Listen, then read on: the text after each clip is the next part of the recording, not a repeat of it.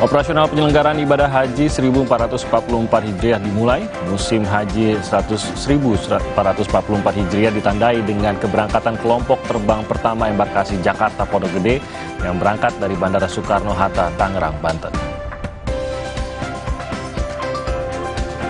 Kementerian Keuangan menganggarkan pengadaan mobil listrik untuk kendaraan dinas eselon 1 dan 2 hampir 1 miliar rupiah.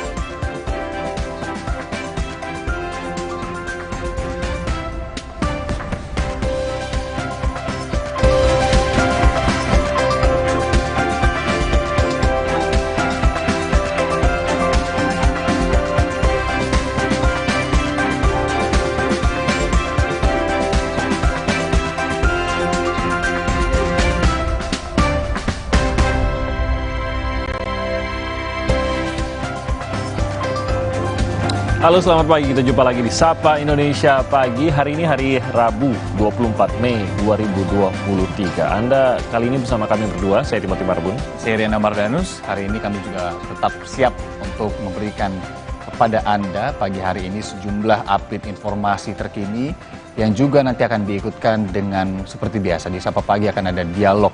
Yang hari ini kita menyoroti kasus hukum yang tadi juga sudah disampaikan dalam headlines. 3 bulan sudah berjalan ya, Tim. Ya. Kasus yang kemudian ini melibatkan seorang anak Dirjen Pajak, kalau kita tahu ramainya kemarin begitu. Kemarin juga salah satu pelaku ini sudah selesai disidangkan bahkan. Ya, pelaku anak ya. Berinisial AG. Nah, yang menarik adalah dalam tanda kutip mandeknya berkas di kepolisian yang kemudian sudah sampai ke kejaksaan untuk disidangkan, kemudian kembali lagi karena dianggap kurang lengkap. Dan tanggal 10 Mei kemarin berkas kembali lagi kejaksaan dan dinyatakan bahwa kejaksaan memiliki waktu 14 hari. Jadi sebenarnya hari ini, tanggal 24 Mei, ini sudah 2 minggu setelah berkas terakhir masuk ke polisi. Akan seperti apa tuh? Ya, itu dia. Mungkin juga masyarakat bertanya, satu bagian dari kasus ini kan sudah selesai, begitu, sudah divonis, gitu, khususnya untuk tersangka anak atau terdakwa anak. Mengapa pelaku yang dipercaya menjadi pelaku utamanya ini justru kasusnya lebih lambat?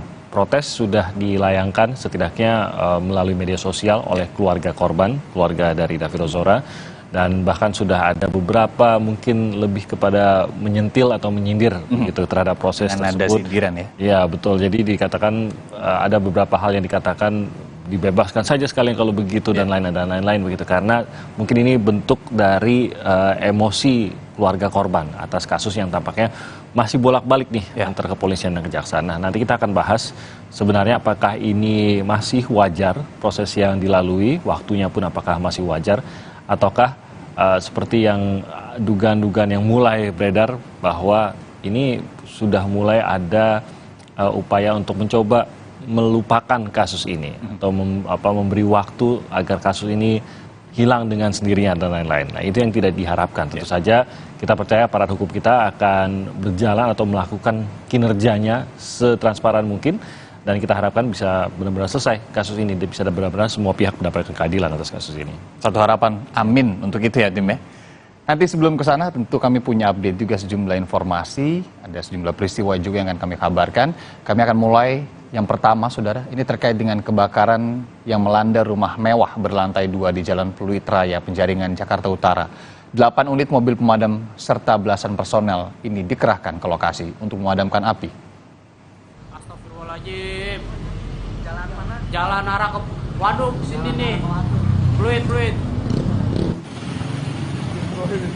Dari video milik warga ini terlihat tadi api dengan cepat membesar dan membakar sebuah rumah mewah yang telah lama kosong di Jalan Pluit Raya, Penjaringan, Jakarta Utara. Sebanyak 8 unit mobil dan belasan personel pemadam kebakaran diterjunkan ke lokasi untuk memadamkan api. Tidak hanya rumah, sebuah mobil jenis sedan yang berada di garasi ikut terbakar. Beruntung, saudara, tidak ada korban jiwa dalam peristiwa ini. Dan penyebab kebakaran ini saat ini masih dalam penyelidikan polisi. Udah ambruk kok rumahnya, jadi kayu kaso-kaso loh. Rumah kosong atau seperti apa, Pak? Sudah lama kosong atau seperti apa, Pak? Ya, Kalau tadi menurut obrol-obrol warga, kira-kira asal api dari mana, Pak? yang lewat bilang di kelihatan dalam ada api. bakar gitu sih. Kebakaran terjadi di sebuah garasi bus antar kota antar provinsi di Bantul, Yogyakarta pada Selasa malam. Akibatnya, satu unit bus terbakar. Kebakaran terjadi di garasi milik PO Maju Lancar di Jalan Wonosari, kilometer 6, Bantul. Kebakaran diduga akibat kecerobohan seorang pegawai yang membakar sampah hingga merembet ke tumpukan ban bekas. Untuk memadamkan api, 7 unit damkar dari pemerintah kota Yogyakarta dan Kabupaten Bantul dikerahkan ke lokasi. 2 jam kemudian, api dapat dipadamkan dan tidak ada korban jiwa dalam peristiwa ini. Ya, ada yang bakar sampah, udah dimatiin tapi kan belum padam. Terus kena ban, udah kayak gitu aja. Terus apa itu? Merembet ke ban, tumpuan ban bekas itu loh. Udah. Sempat panik atau gimana, Pak? Ya panik lah, sempat nyiram pakai air, tapi ya juga nggak mampu.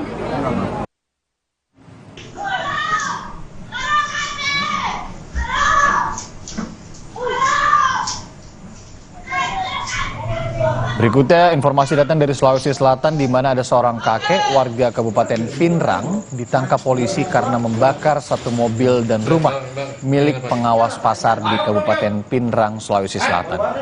Diduga ini dilakukan karena dendam pernah menjadi korban penamparan. Tim Resmo Polres Pinrang, saudara, langsung melakukan penyelidikan. Berdasarkan rekaman CCTV, polisi pun membekuk pelaku di rumahnya.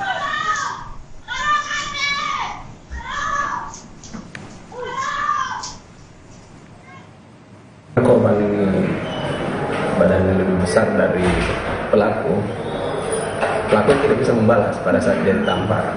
Pada saat dia ditampar tidak bisa membalas, akhirnya karena dia tidak bisa membalas, nah dia berusaha untuk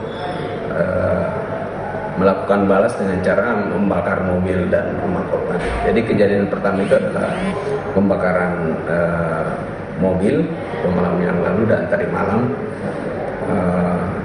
itu pelaku berusaha membakar rumah korban. Petugas Lapas Pemuda Madiun menggagalkan penyelundupan narkoba yang disembunyikan dalam sebuah kitab suci. Sepasang suami istri ditangkap petugas Lapas Pemuda kelas 2A Madiun saat hendak menyelundupkan sabu ke dalam lapas. Petugas curiga dengan barang bawaan pengunjung, dan dari hasil penggeledahan diketahui kedua pelaku menyelundupkan hampir 15 gram sabu dengan menyelipkannya dalam sebuah kitab suci. Keduanya kini telah diserahkan ke Polresta Madiun.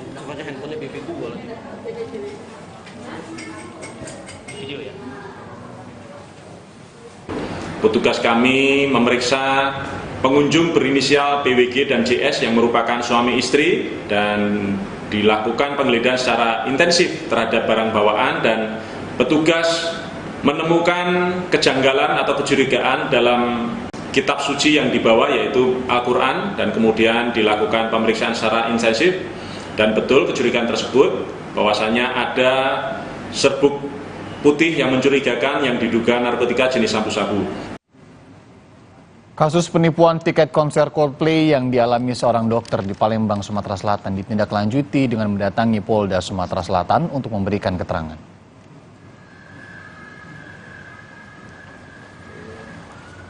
Niko tertipu layanan jasa titip tiket konser Coldplay yang diketahuinya dari media sosial. Saat ini polisi masih melakukan penyelidikan dengan mengumpulkan alat bukti dan keterangan saksi. Didampingi kuasa hukum, korban menyertakan kelengkapan bukti seperti bukti transfer dan juga bukti percakapan, serta nomor telepon terlapor yang sudah sulit dihubungi setelah korban mentransfer uang.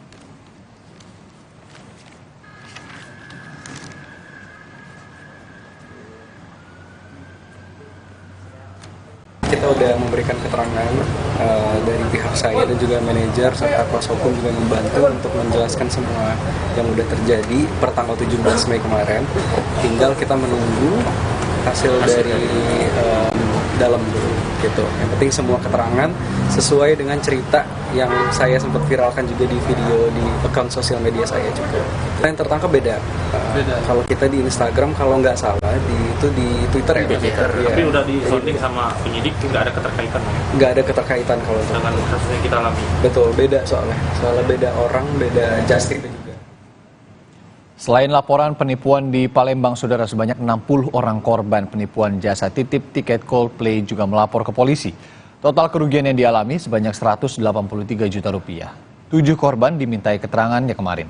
Setelah pemeriksaan BAP bersama korban selesai, nantinya polisi akan memanggil promotor untuk diminta klarifikasi.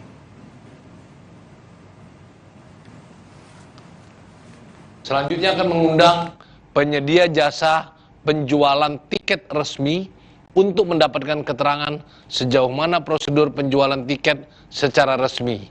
Karena penyedia jasa penjual tiket tersebut memiliki tanggung jawab dalam hal sosialisasi kepada calon pembeli, serta himbauan agar masyarakat tidak menjadi korban penipuan. Kita ke sorotan lainnya, saudara. KPK menggeledah kantor Kementerian Sosial, penggeledahan terkait kasus dugaan korupsi bantuan sosial. Kepala Bagian Pemberitaan KPK, Ali Fikri, membenarkan penggeledahan ini, namun belum diketahui ruangan mana saja yang digeledah dan apa barang bukti yang disita oleh penyidik. Penggeledahan ini terkait penyidikan dugaan korupsi penyaluran bantuan sosial di Kementerian Sosial tahun 2020 hingga 2021. Ya, jadi benar, berdasarkan informasi yang kami peroleh, hari ini ada kegiatan penggeledahan yang dilakukan oleh tim penyidik KPK di Kementerian Sosial dalam rangka untuk terus mengumpulkan dan melengkapi alat bukti yang telah kami miliki terkait dugaan tindak pidana korupsi penyaluran bantuan sosial berupa beras untuk program Keluarga Harapan tahun 2020 sampai 2021 di Kementerian Sosial. Yang saya tahu nggak ada ya? Nggak ada. Nggak ada. Berarti yang diambil itu hanya dokumen-dokumen dan alat-alat? Ya, yang diminta sama KPK, ya apa aja yang diminta ya boleh gitu kan ya. Termasuk CPU? Rasanya ada notebook ya. Kalau nggak salah ya ada notebook ya.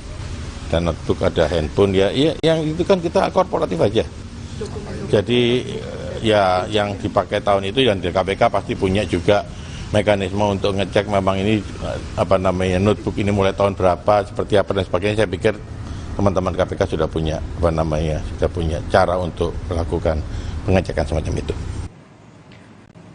Saudara, selebritas Ferry Irawan divonis 1 tahun penjara atas kasus KDRT terhadap istrinya yang juga selebritas Vena Melinda. Vonis Majelis Hakim Pengadilan Negeri Kediri, Jawa Timur ini lebih ringan dari tuntutan jaksa, yaitu 1 tahun 6 bulan penjara. Usai vonis dibacakan, baik tim kuasa hukum maupun Ferry Irawan belum menyiapkan langkah selanjutnya. Apakah akan banding atau tidak?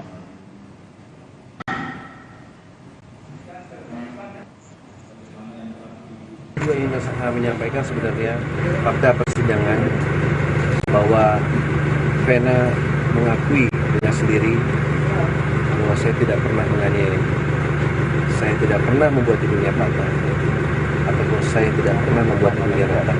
Dan itu sebenarnya pernyataan itu disaksikan oleh Dirkrim Polda Jatim pada tanggal 24 Februari, di mana pada saat itu saya haruslah mengikuti skenario yang dia janjikan dan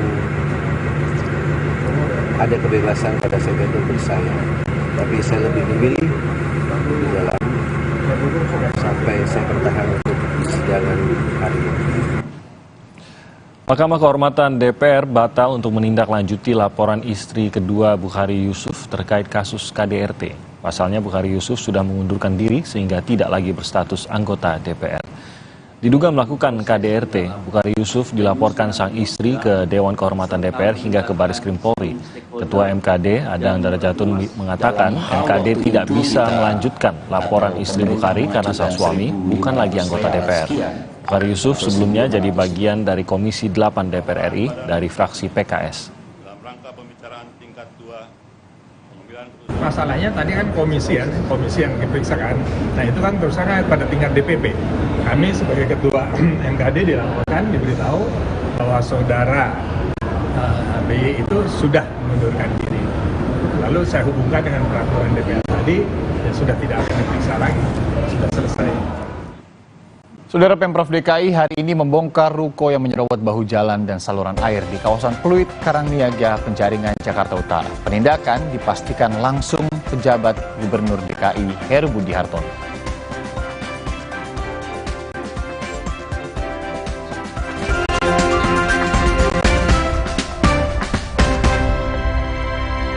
Inovasi baru dari Hotin. Hotin Go. Oles, go. Roll on, go. Pijat, go. Nggak sentuh langsung, nggak bikin tangan panas.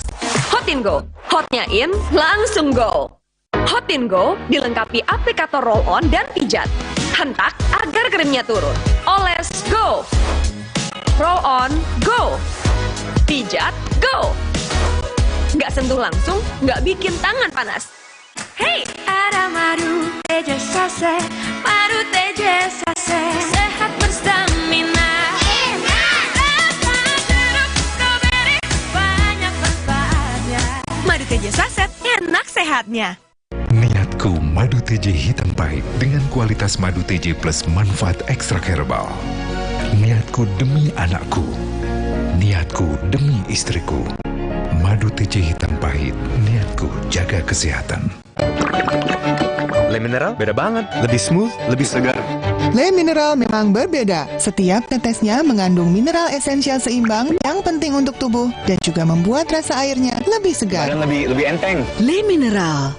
Lagi hunting makanan, lupa bawa uang cash. Bayarnya tap aja, dapetin makanannya. Bayarnya tap aja, dapetin makanannya. Tinggal tap Visa, dapat semuanya. Dunia terus berputar. Begitu banyak hal yang berakhir, namun banyak juga yang kembali dalam bentuk baru, memberi harapan baru. Seperti botol plastikmu yang dapat menjadi barang baru lagi melalui gerakan ekonomi sirkular nasional Le Mineral. Kini, plastik tidak lagi menjadi sampah, namun terus berputar dengan dipilah dan didaur ulang menjadi baru.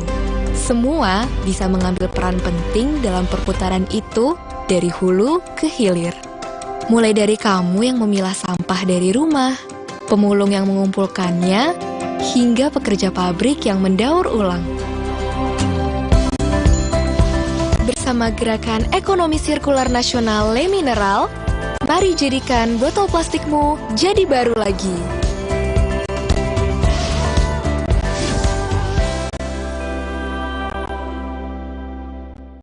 Luka, memar di kulit. Sakit. Bagal ini nyeri sendi, butuh dipijit. Sakit.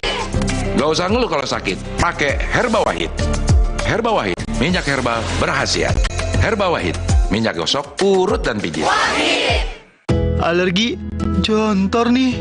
Aku biduran, obatnya yang depannya Indal CTN. Bisa dibeli tanpa resep dokter. Indal CTN, komposisi anti alerginya redakan alergi. Indal CTN. Saat Stimuno dibuat oleh produsen yang menjamin seluruh proses produksinya, itulah kenyamanan menggunakan produk yang bermutu dan halal. Gak bisa, sudah jarang. Masa sih? Jangan ada batuk di antara kita. Minum Siladex ME untuk batuk berdahak. Aktif encerkan dan keluarkan dahak. Siladex, aktif redakan batuk. Produksi Konimex. Gak enak? Iya, kayak aroma manisnya. Le Mineral memang berbeda. Setiap tetesnya mengandung mineral esensial seimbang yang penting untuk tubuh dan juga membuat rasa airnya lebih segar. Le Mineral.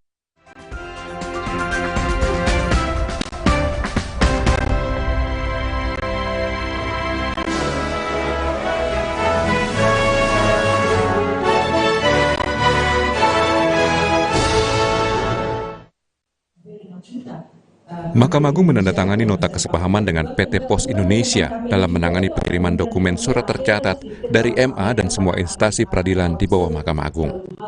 Dengan jaringan PT Pos Indonesia yang berada di seluruh Indonesia, Mahkamah Agung mempercayakan pengiriman dokumen surat tercatat seperti surat panggilan sidang dan surat isi putusan sidang kepada PT Pos Indonesia. Menurut Kepala Biro Hukum dan Humas Mahkamah Agung Sobandi, nota kesepahaman ini merupakan implementasi dari Peraturan Mahkamah Agung Republik Indonesia Nomor 7 Tahun 2022 tentang perubahan atas Peraturan Mahkamah Agung Nomor 1 Tahun 2019 tentang administrasi perkara dan persidangan di pengadilan secara elektronik. Sobandi menambahkan upaya ini merupakan modernisasi pelayanan administrasi perkara. Dengan adanya modernisasi pelayanan ini diharapkan proses penanganan perkara di Mahkamah Agung menjadi lebih sederhana, cepat, dan dengan biaya yang ringan.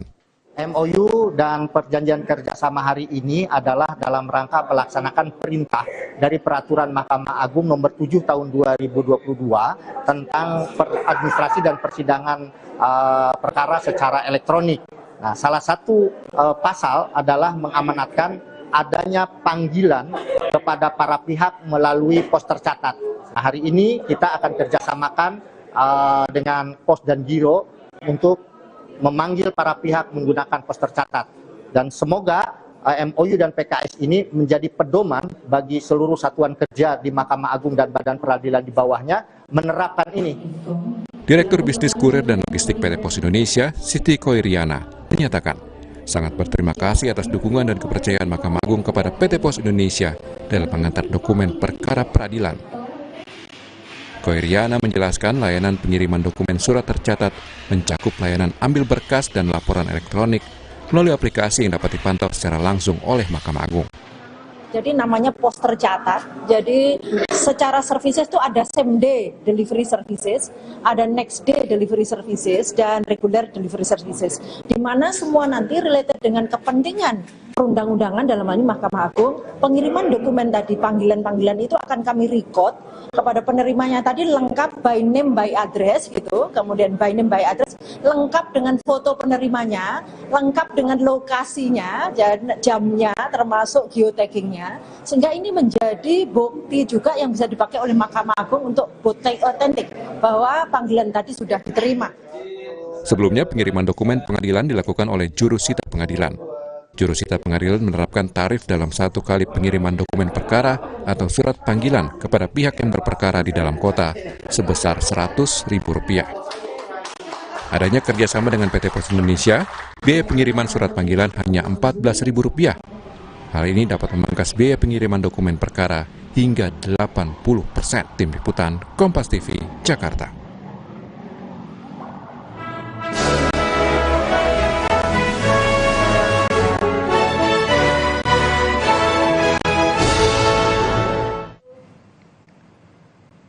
Saudara, penjabat Gubernur DKI Jakarta Heru Budi Hartono memastikan Pemkot akan menindak ruko-ruko yang menyerobot bahu jalan dan saluran air di kawasan Pluit Karangniaga, Penjaringan, Jakarta Utara pada Rabu hari ini. Heru Budi menyebut batas akhir untuk pemilik ruko membongkar secara mandiri jatuh pada hari Selasa.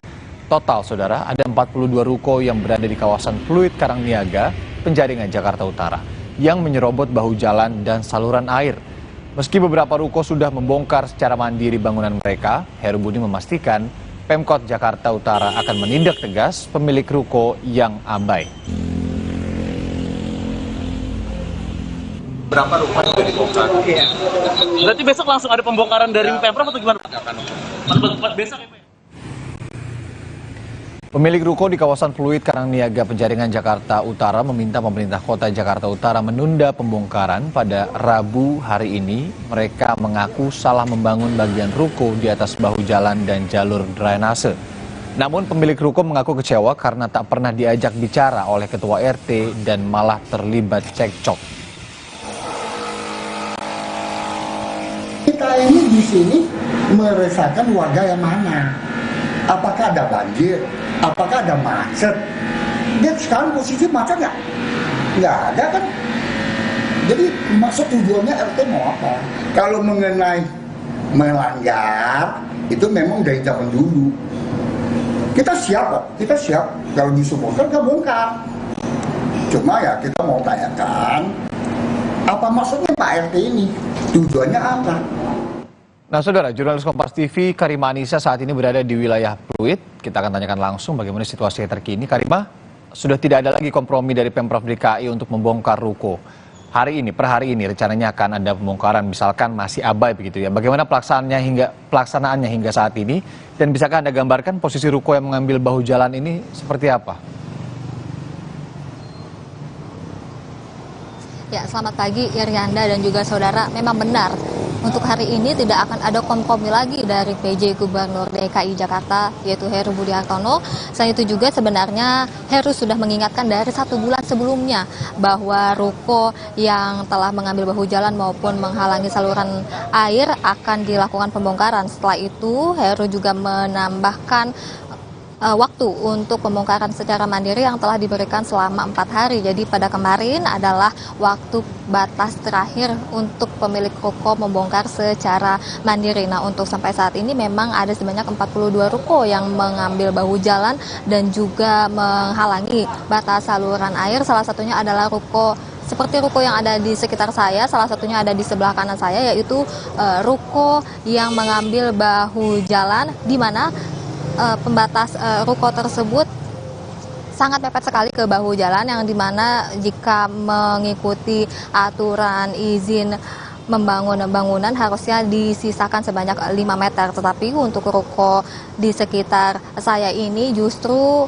untuk perkarangan bahkan lahan parkirnya mengambil bahu jalan, sehingga nantinya pelaksanaan pembongkaran ruko ini sesuai dengan aturan yang dilanggar oleh masing-masing ruko. Jadi jika ruko itu melanggar sebanyak 6 meter, maka akan ada pembongkaran sebanyak 6 meter itu sendiri yang telah diambil oleh ruko maupun batasan-batasan lainnya yang telah diambil oleh ruko tersebut. Irianda.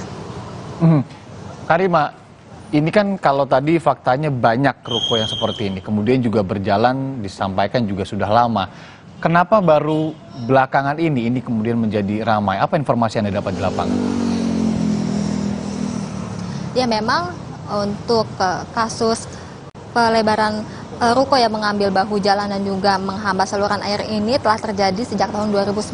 Jadi sudah terhitung sepanjang 4 tahun untuk menertibkan ruko yang mengambil bahu jalan. Tetapi untuk penertiban ini memang dari pihak ruko itu sendiri baru mengetahui pemberitahuannya baru-baru ini, ataupun 1 bulan ketika PJ Gubernur Jawa Barat melemparkan imbauan langsung untuk membongkar ruko tersebut. Tetapi para warga juga sebenarnya telah lama mengeluh soal ruko yang telah mengambil bahu jalan ataupun saluran air, karena dampaknya adalah macet salah satunya, walaupun memang tidak signifikan, tetapi padatnya lalu lalang kendaraan yang masuk ke Jalan Niaga Pluit Jakarta Utara ini dapat dirasakan dikarenakan memang banyak sekali ruko yang mengambil bahu jalan untuk lahan parkir, itu salah satunya. Lalu yang kedua adalah pengakuan warga yang merasakan dampaknya, salah satunya adalah banjir. Jadi untuk permasalahan ini juga masih terus ditindaklanjuti dan pada pagi ini eksekusi akan dijalankan. Irianda. Oke, banyaknya keluhan yang masuk, oleh karenanya PJ Gubernur DKI Jakarta begitu ya mengambil langkah dan juga menginstruksikan hal tersebut. Terima kasih jurnalis Kompas TV Karima Anissa langsung dari Pluit, Jakarta Utara. Saudara, sudah 3 bulan berjalan, kasus penganiayaan yang dilakukan Mario Dandi kepada David Ozora tak kunjung masuk persidangan. Keluarga David kecewa dengan lambatnya proses hukum. Lantas, seperti apa sejauh ini proses hukum Mario Dandi dan kapan kasus ini bisa masuk ke persidangan? Kami akan perbincangkan hal ini usai jeda, dipandu Timothy Mardu.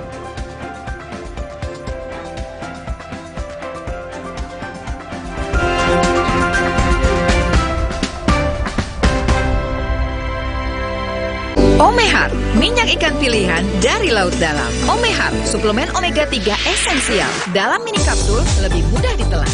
Diproses dengan teknologi modern di Amerika.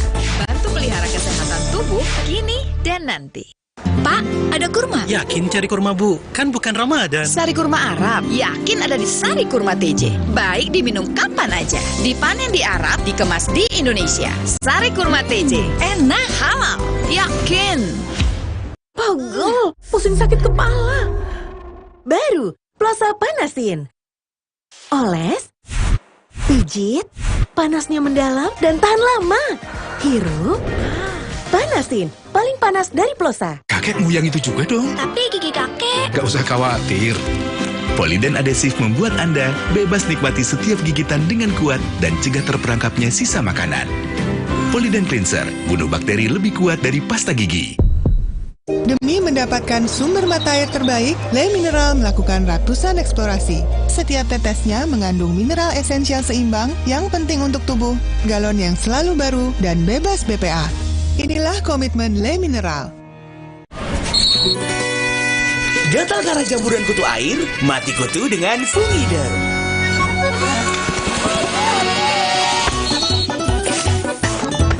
Fungiderm, aktif basmi jamur. Produksi Konimax. Gak bisa, saudara. Masa sih? Jangan ada batuk di antara kita. Minum Siladex ME untuk batuk berdahak. Aktif encerkan dan keluarkan dahak. Siladex, aktif redakan batuk. Produksi Konimax. Omehar, minyak ikan pilihan dari laut dalam. Omehar, suplemen omega 3 esensial. Dalam mini kapsul, lebih mudah ditelan. Diproses dengan teknologi modern di Amerika. Bantu pelihara kesehatan tubuh kini dan nanti. Pak, ada kurma? Yakin cari kurma, Bu? Kan bukan Ramadan. Sari kurma Arab, yakin ada di Sari Kurma TJ. Baik diminum kapan aja. Dipanen di Arab, dikemas di Indonesia. Sari Kurma TJ, enak, halal, yakin. Di tanganmu, botol plastik bekas bisa jadi baru lagi. Seperti tas, baju, hingga sepatu ini.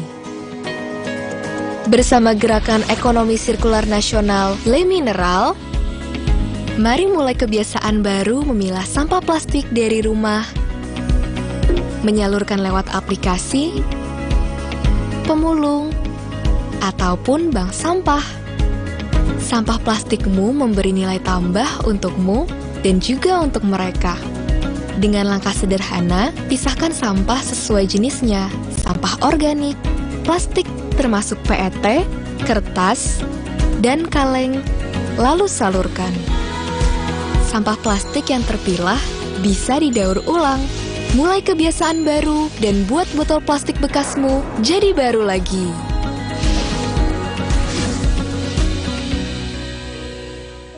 Saat sakit batuk dan flu datang, dapat mengacaukan semua jadwal kerjaku. Untung aku selalu sedia Ultra Flu Extra yang dapat meredakan batuk dan flu yang mengganggu. Ultra Flu Extra, batuk dan flu reda, lega rasanya. Demi mendapatkan sumber mata air terbaik, Le Mineral melakukan ratusan eksplorasi. Setiap tetesnya mengandung mineral esensial seimbang yang penting untuk tubuh, galon yang selalu baru, dan bebas BPA. Inilah komitmen Le Mineral. Lagi hunting makanan, lupa bawa uang cash. Bayarnya tap aja, dapetin makanannya. Bayarnya tap aja, dapetin makanannya. Tinggal tap Visa, dapat semuanya.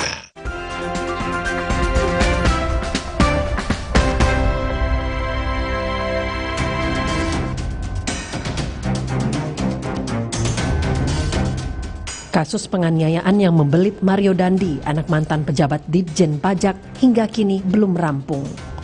Bahkan, berkas perkara belum selesai. Hal ini membuat keluarga dari korban penganiayaan, yakni Paman David Ozora, Alto Luger, menyampaikan kekecewaannya melalui akun Twitternya.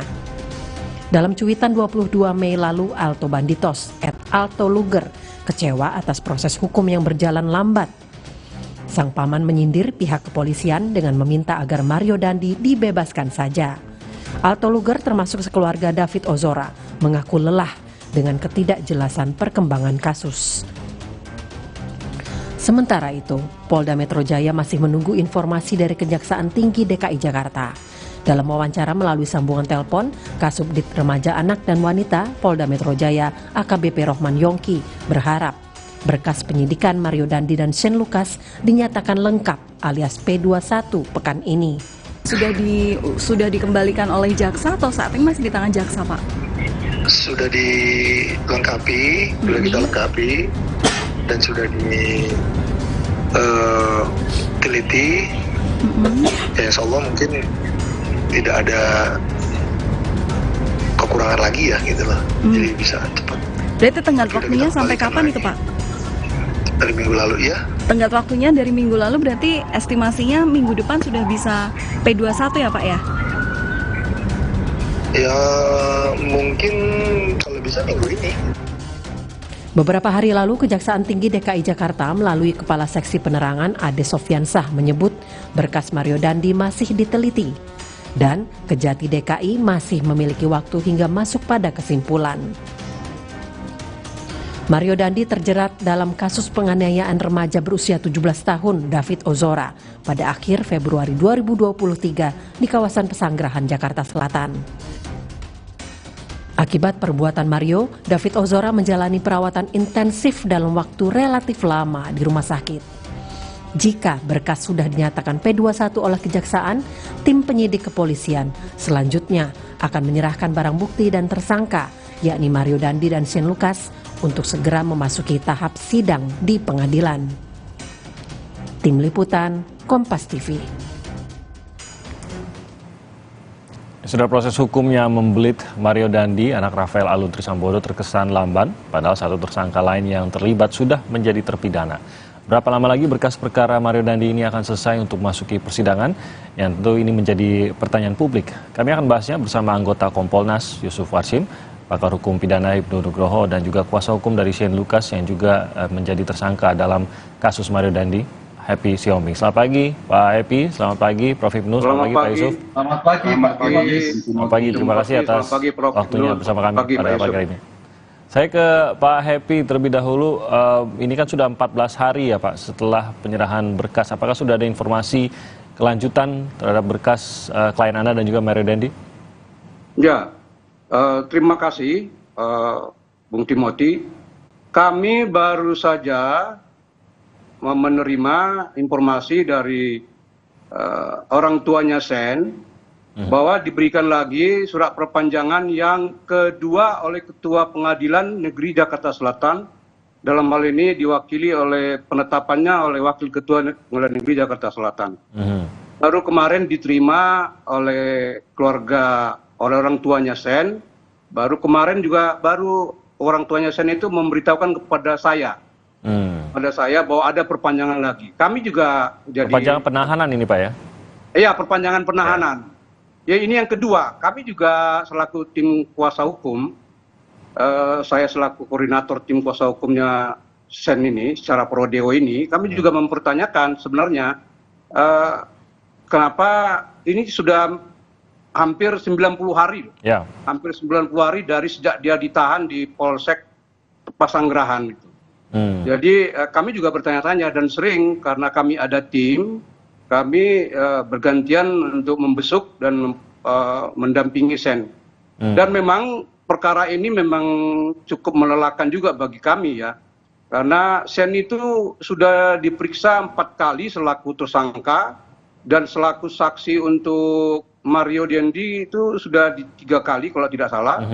Dan untuk AG sekali, dan untuk BAP lanjutan itu setelah P18 itu sudah beberapa kali diperiksa dan kita selalu mendampingi. Dan saya kemarin juga masih mempertanyakan kepada penyidik, kapan ini tahap 2? Ya, karena kita juga nggak mau terbebani dengan perkara ini. Jadi kami juga ingin supaya perkara ini cepat selesai, clear dan jelas.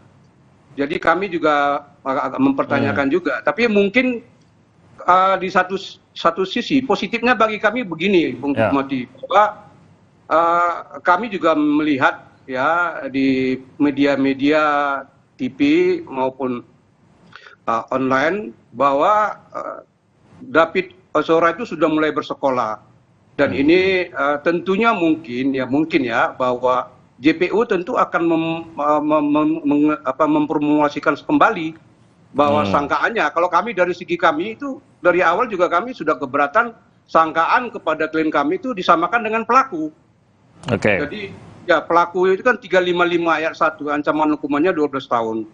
Dan itu juga dalam perkara ini juga kami minta bahwa yang terlebih dahulu itu disidangkan adalah Mario. Dengan klien kami kan disangkakan dengan turut serta. Ya, itu Bung Timothy. Ini kan sebenarnya kalau desakan kita mendengar khususnya dari keluarga korban, tadi sempat kita kita cuplik juga tadi apa yang dikatakan oleh paman dari korban. AG atau pengacara maupun tim dari AG ini juga mendesak kenapa kok kasus ini khususnya untuk Mario Dandi ini kok lama gitu ini untuk memprosesnya. Berarti desakan ini bahkan datang dari Shane juga ya, atau dari pihak Shane Lucas ini juga mendesak agar ini dipercepat dan memiliki keheranan sendiri gitu ya mungkin Pak Happy, kok lama gitu, merasa bahwa ada juga sesuatu yang menghambat kasus ini? Ya, pengalaman saya selaku PH ya, saya yang sudah saya udah puluhan tahun berprofesi itu, kalau sudah perpanjangan yang kedua, ini kan perpanjangan yang kedua oleh Ketua Pengadilan Negeri, itu perkara itu sudah mulai disidangkan. Tapi ini memang karena menjadi sorotan perkara ini, sehingga ya mungkin dari pihak kejaksaan dalam meneliti itu ada hal-hal yang ada perkembangan baru. Memang ada perkembangan baru ya, yang menurut kami itu di satu segi bagi kami itu positif. Klien kami Sen itu kan selalu ingin ketemu dengan David, mendoakan agar David segera pulih, segera sembuh. Dan terbukti kita dapat informasi bahwa David itu sudah mulai bersekolah gitu. Tapi bukti kami supaya cepat juga perkara ini dilaksanakan, disidangkan adalah kami selalu menanyakan kapan tahap 2 gitu. Karena P19 memang 2 kali itu bolak-balik. Jadi P19 2 kali bolak-balik. Bahkan di klien kami diundang lagi untuk tambahan bukti, kami lakukan itu pada saat pemeriksaan itu kami selalu nanya, ini kapan nih gitu kepada begitu. Baik. Terima kasih Pak Happy. Saya ke Pak Yusuf, dari pantauan Kompolnas sendiri, apakah memang ada sesuatu yang menghambat dalam kasus ini? Setidaknya apakah itu hanya teknis saja, berkasnya bolak-balik karena kelengkapan dan lain-lain, atau ada hal lain, Pak Yusuf? Baik, terima kasih Bung Timothy. Pertama tentu kami Kompolnas sangat memahami semua pihak tentu menginginkan agar kepastian hukum dalam kasus Mario Dandi, AG, Sen ini segera mendapatkan kepastian kan itu. Dalam pantauan Kompolnas memang persoalan pemberkasan ini yang kita lihat ada pengembalian berkas tadi sudah disampaikan oleh Pak Happy Sihombe itu. Tentu ada hal-hal yang dalam penelitian GPU itu yang harus dipenuhi, dilengkapi oleh penyidik. Dalam kerangka penyidikan barangkali itu tidak menjadi perhatian atau sorotan, tapi karena jaksa penuntut umum yang akan membuat kerangka konstruksi dakwahnya sehingga semua hal itu pasti dilihat. Nah, kami dalam pantauan dalam kasus ini memang mendapatkan informasi dari penyidik, ada hal-hal yang berkembang yang itu dalam penelitian jaksa, sehingga ada pengembalian berkas untuk dilengkapi. Nah, sementara ini dalam pantauan Kompolnas tidak ada hambatan-hambatan yang sangat prinsip, hanya memang ini teknis antara jaksa penuntut umum dan penyidik yang harus melengkapi apa yang menjadi petunjuk-petunjuk yang diberikan oleh jaksa penuntut umum. Hanya kami Kompolnas tentu selalu terus mendorong agar penyidik profesional cepat melengkapi apa yang menjadi petunjuk daripada jaksa penuntut umum. Sementara ini kan berkas dalam pantauan Kompolnas sudah ada dalam jaksa penuntut umum, ya harapannya penyidik sendiri sangat berharap lengkap dan P21 sehingga segera disidangkan, Bung Timothy. Itu yang dalam pantauan kami. Ya, mungkin kalau awam ataupun mereka yang tidak terlibat langsung dalam hal ini, bahkan sampai keluarga korban memang hanya bisa menunggu gitu, Pak Yusuf. Tapi bahwa ada ketidakpuasan dari keluarga korban. Tadi Pak Happy juga menjelaskan biasanya kalau udah perpanjangan kedua, ya ini diperpanjang karena sudah dalam proses peradilannya. Ini bahkan belum sampai ke sana gitu. Apakah tetap wajar sebenarnya kalau keluarga korban terutamanya merasa ini berjalan lamban? Betul. Hanya Kompolnas sendiri kan kewenangannya mengawasi kinerja kepolisian dalam hal ini penyidik. Namun terkait dengan hal-hal yang menjadi kewenangan jaksa penuntut umum, tentu kita juga harus menghormati apabila jaksa penuntut umum ingin menggunakan spare waktu yang maksimal agar penelitiannya menjadi komprehensif sehingga ada hal-hal yang belum terperhatikan oleh penyidik itu menjadi perhatian jaksa penuntut umum, ya itu harus kita hormati. Hanya sementara dalam pantauan Kompolnas kami sendiri melihat bahwa penyidik dari sejak awal dalam kasus ini telah sungguh-sungguh dan berusaha untuk menuntaskan kasus ini. Hanya memang ada beberapa petunjuk-petunjuk yang dalam pantauan Kompolnas memang itu sangat penting harus dilengkapi oleh penyidik itu, Bung Timothy. Oke, jadi kita percayakan bahwa memang ini demi kasusnya lebih clear, demi kasusnya bisa lebih ada pembuktian di dalam peradilan nanti.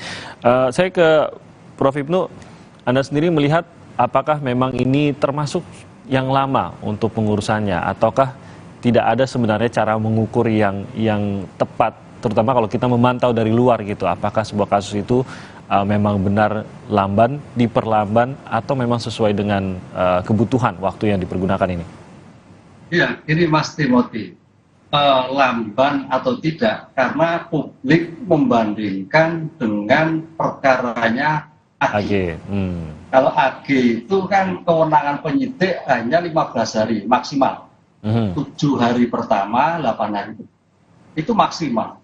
Penuntut umum 5 hari maksimal. Nah, konteks itulah yang mungkin diperbandingkan dengan penahanan orang dewasa, tanda petik. Oleh karena itu memang cukup lama. Itu yang menjadikan perhatian kita. Cukup lama, karena kita sampai tadi perpanjangan istimewa. Permasalahan gini Mas Timothy. Inilah sedikit tanda petik kelemahan di KUHP. Jadi negara punya kewenangan yang terlalu luas untuk menetapkan upaya paksa. Coba bayangkan berapa hari, 60 besar. Tadi Pak Happy mengatakan sampai 90 hari. Nggak salah, memang undang-undang menentukan seperti itu.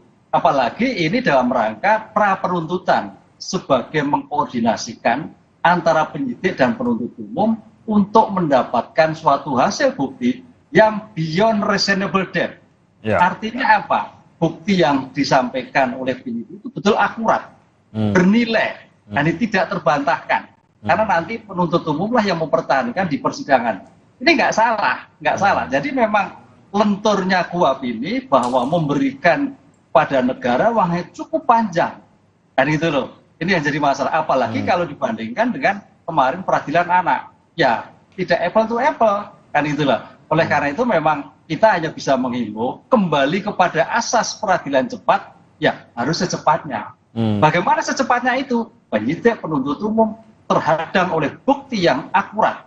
Apalagi tadi Pak Ebib, saya kira dia punya bukti yang akurat lah. Persiapan-persiapan yang dilakukan oleh untuk membantah oleh penasihat hukum itu yang harus dipersiapkan prudent sekali oleh penuntut umum, sehingga jangan sampai perkara ini yang mengikut perkara nasional menjadikan suatu yang tidak bernilai di dalam suatu persidangan. Mungkin inilah desain kita.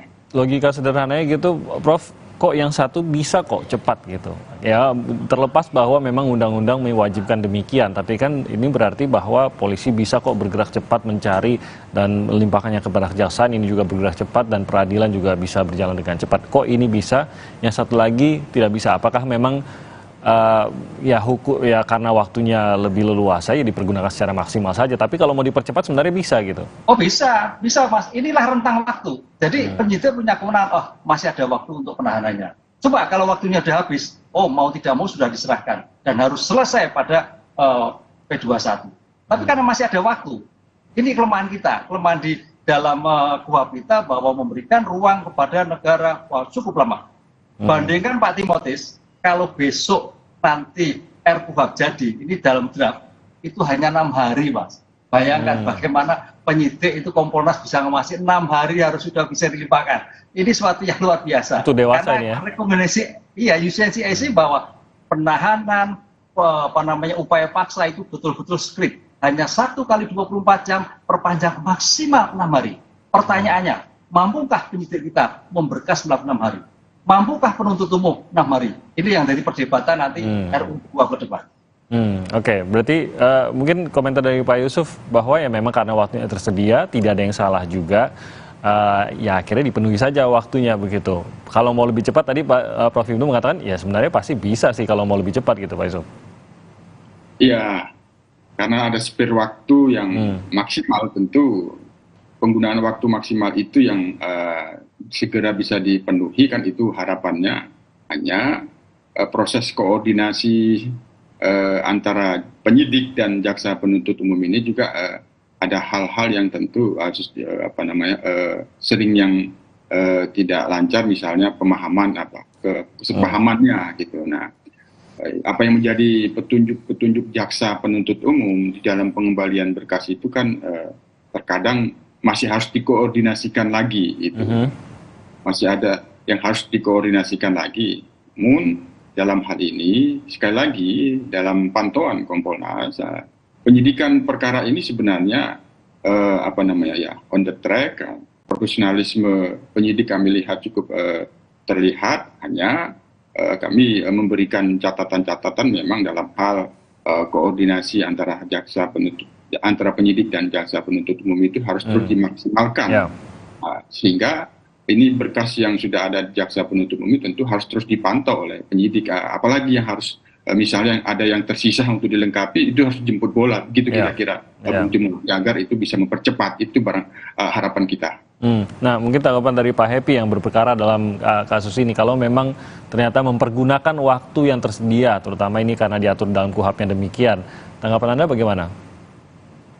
Ya, memang dalam KUHAP kan diatur itu pasal 29 ayat 3B, terutama yang 3AB itu ya. Tapi itu tadi kembali Bung Timothy, bahwa seperti yang kami katakan tadi, ini perkara ini sangat melelahkan bagi klien kami. Dia sebatas untuk memvideokan, tapi perkara ini belum ada kepastian hukumnya. Oleh karena itu kami berharap juga bahwa perkara ini cepat segera dilimpahkan agar kepastian hukum dan terang dan jelas, ya, itu siapa yang keikutsertaan dari klien kami ini itu bisa terbukti atau tidak di pengadilan.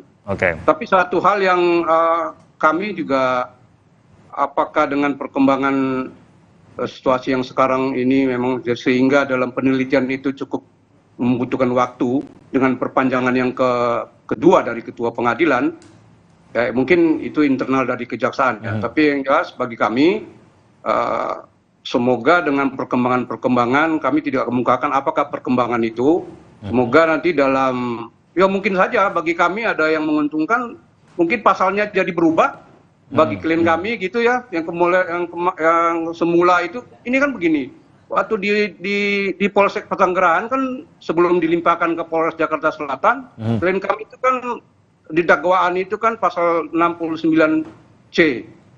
69C itu adalah tentang 69C itu tentang pembiaran.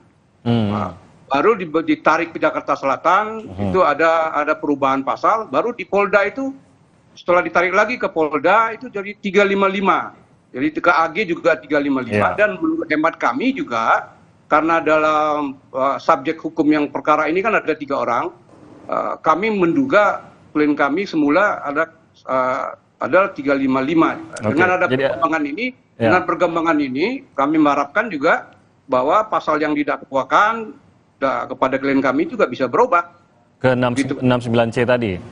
Iya. Menurut Anda ini lebih tepat gitu? Ya, lebih tepat 69C sebenarnya. Oke, baik. Kita akan lanjutkan lagi, kita jeda sebentar. Nanti kita akan lanjutkan perbincangan ini usai jeda. Tetap di Sapa Indonesia Pagi.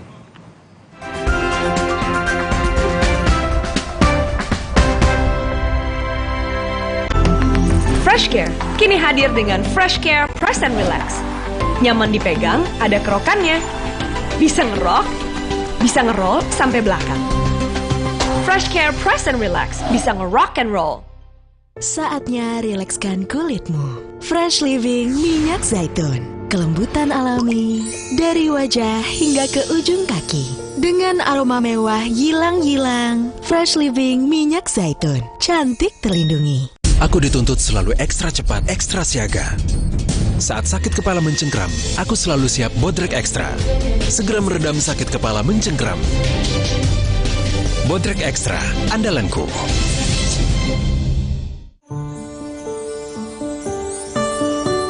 Saat Stimono dibuat oleh produsen yang menjamin seluruh proses produksinya, itulah kenyamananku menggunakan produk yang bermutu dan halal. Sari Gandum Big Pack. Buat sharing rame-rame, isinya nggak pelit cuy, anti berantakan. Cocok juga buat online, non-stop seharian. Sari Gandum, seenak itu, sekenyang itu. Dunia terus berputar. Begitu banyak hal yang berakhir, namun banyak juga yang kembali dalam bentuk baru, memberi harapan baru. Seperti botol plastikmu yang dapat menjadi barang baru lagi melalui gerakan ekonomi sirkular nasional Le Mineral. Kini, plastik tidak lagi menjadi sampah, namun terus berputar dengan dipilah dan didaur ulang menjadi baru. Semua bisa mengambil peran penting dalam perputaran itu dari hulu ke hilir. Mulai dari kamu yang memilah sampah dari rumah, pemulung yang mengumpulkannya, hingga pekerja pabrik yang mendaur ulang. Bersama gerakan ekonomi sirkular nasional Le Mineral, mari jadikan botol plastikmu jadi baru lagi.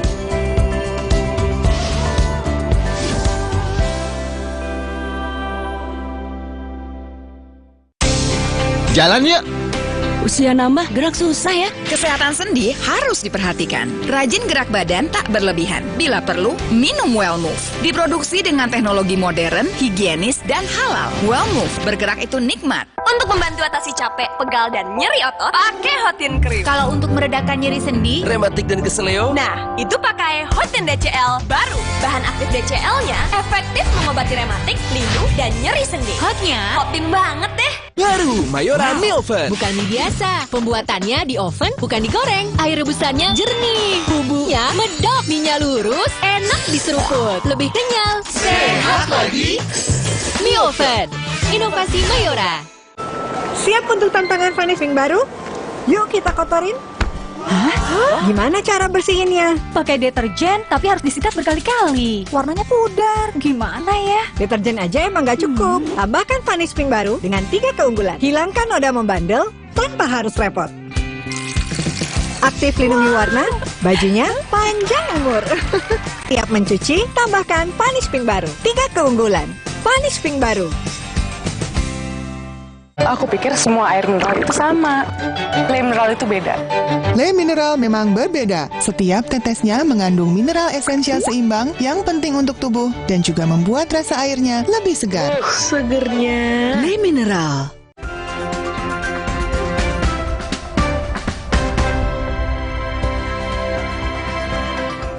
Nah, kembali di Sapa Indonesia Pagi, kita masih membicarakan kasus berkas dari Mario Dandi yang sampai saat ini masih belum masuk ke dalam proses peradilan. Kita masih bersama Pak Yusuf dari Kompolnas, ada Prof. Hipnu juga, dan pengacara dari Shane Lucas, ada Pak Happy Siombing.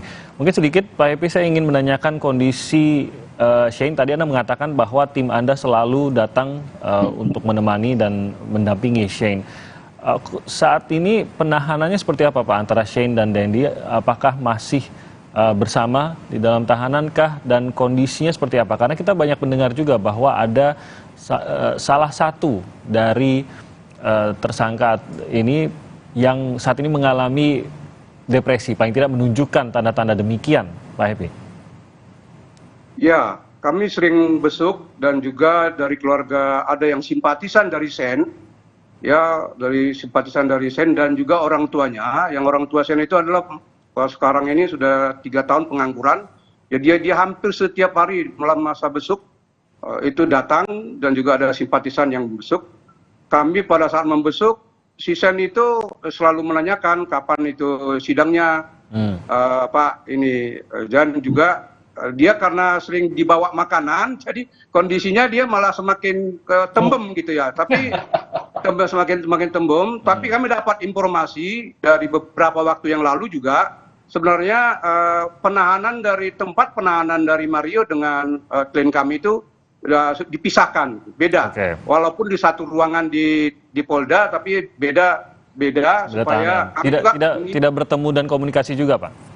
Tidak, kami juga menginginkan hal itu. Kami juga dari penyidik juga kami sudah minta. Jadi klien kami jangan disamakan dengan Mario, supaya mereka jangan ada terkontaminasi apa begitu.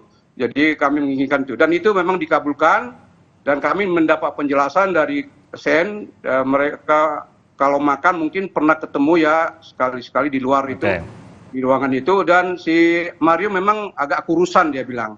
Agak kurusan, memang pernah ada dengar-dengar dari Sen bilang dia memang ada suara-suara agak menjerit-menjerit, tapi dia juga nggak tahu kenapa gitu ya. dari suaranya di ruangannya si Mario gitu. Tapi so far sih keadaan klien kami baik, tapi itu tadi ini melelahkan juga bagi Shane. Ya, dia ingin cepat karena dia merasa dia juga tidak merasa hanya sebatas untuk merekam dan videokan. Sekali lagi kami minta kepada penegak hukum dalam hal ini JPU supaya pelaku dulu yang dilimpahkan, baru kami menyusul karena mestinya pelaku dulu yang di. Tapi tentu ini mengikuti proses di peradilan nanti terkait juga dengan berkas yang dilimpahkan ke peradilan. Nah, terkait dengan apa yang dikatakan sebagai janji Mario Dandi kepada Shane bahwa akan bebas begitu. Apakah ini juga masih dipegang oleh Shane?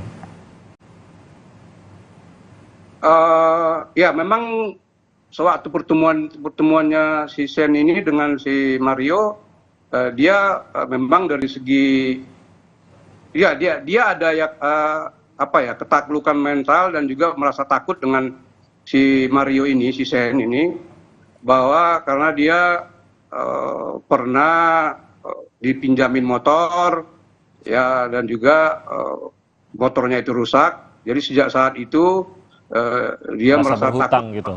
Iya, takut, dia merasa pokoknya menurut kesaksian dan fakta-fakta di persidangan si Shane mengatakan itu. Dan dalam kami juga menanyakan dalam BAP-nya dia memang takut kepada si Mario ini. Shane ini takut kepada Mario karena dia mengetahui bahwa Mario itu dikenalkan sama saudara temannya Benny itu, dia adalah orangnya pejabat, orang bapaknya dan juga punya fasilitas. Tapi pernah dijanjikan Pak Happy untuk dibereskan perkara ini bahwa akan bebas, tenang saja begitu, pernah dijanjikan kepada Shane? Bukan dijanjikan, tapi ada percakapan bapaknya Shane malah ya, bapak Shane waktu di Polsek Pesanggerahan. Pesanggerahan, jadi ada perkataan dari si Mario kepada si Shane dan kepada bapaknya juga waktu itu datang mengatakan, ya Shane, kamu tenang aja, nanti akan beres gitu kira-kira ininya, kata si Shane, kata si Mario kepada Shane. Dijelaskan bagaimana beresnya, siapa yang membereskan? Ya, nggak kamu tenang aja Shane, ikutin aja ya, kamu nggak usah takut. Tapi tidak secara mendetail dia bilang siapa yang membereskan, tidak ada seperti itu.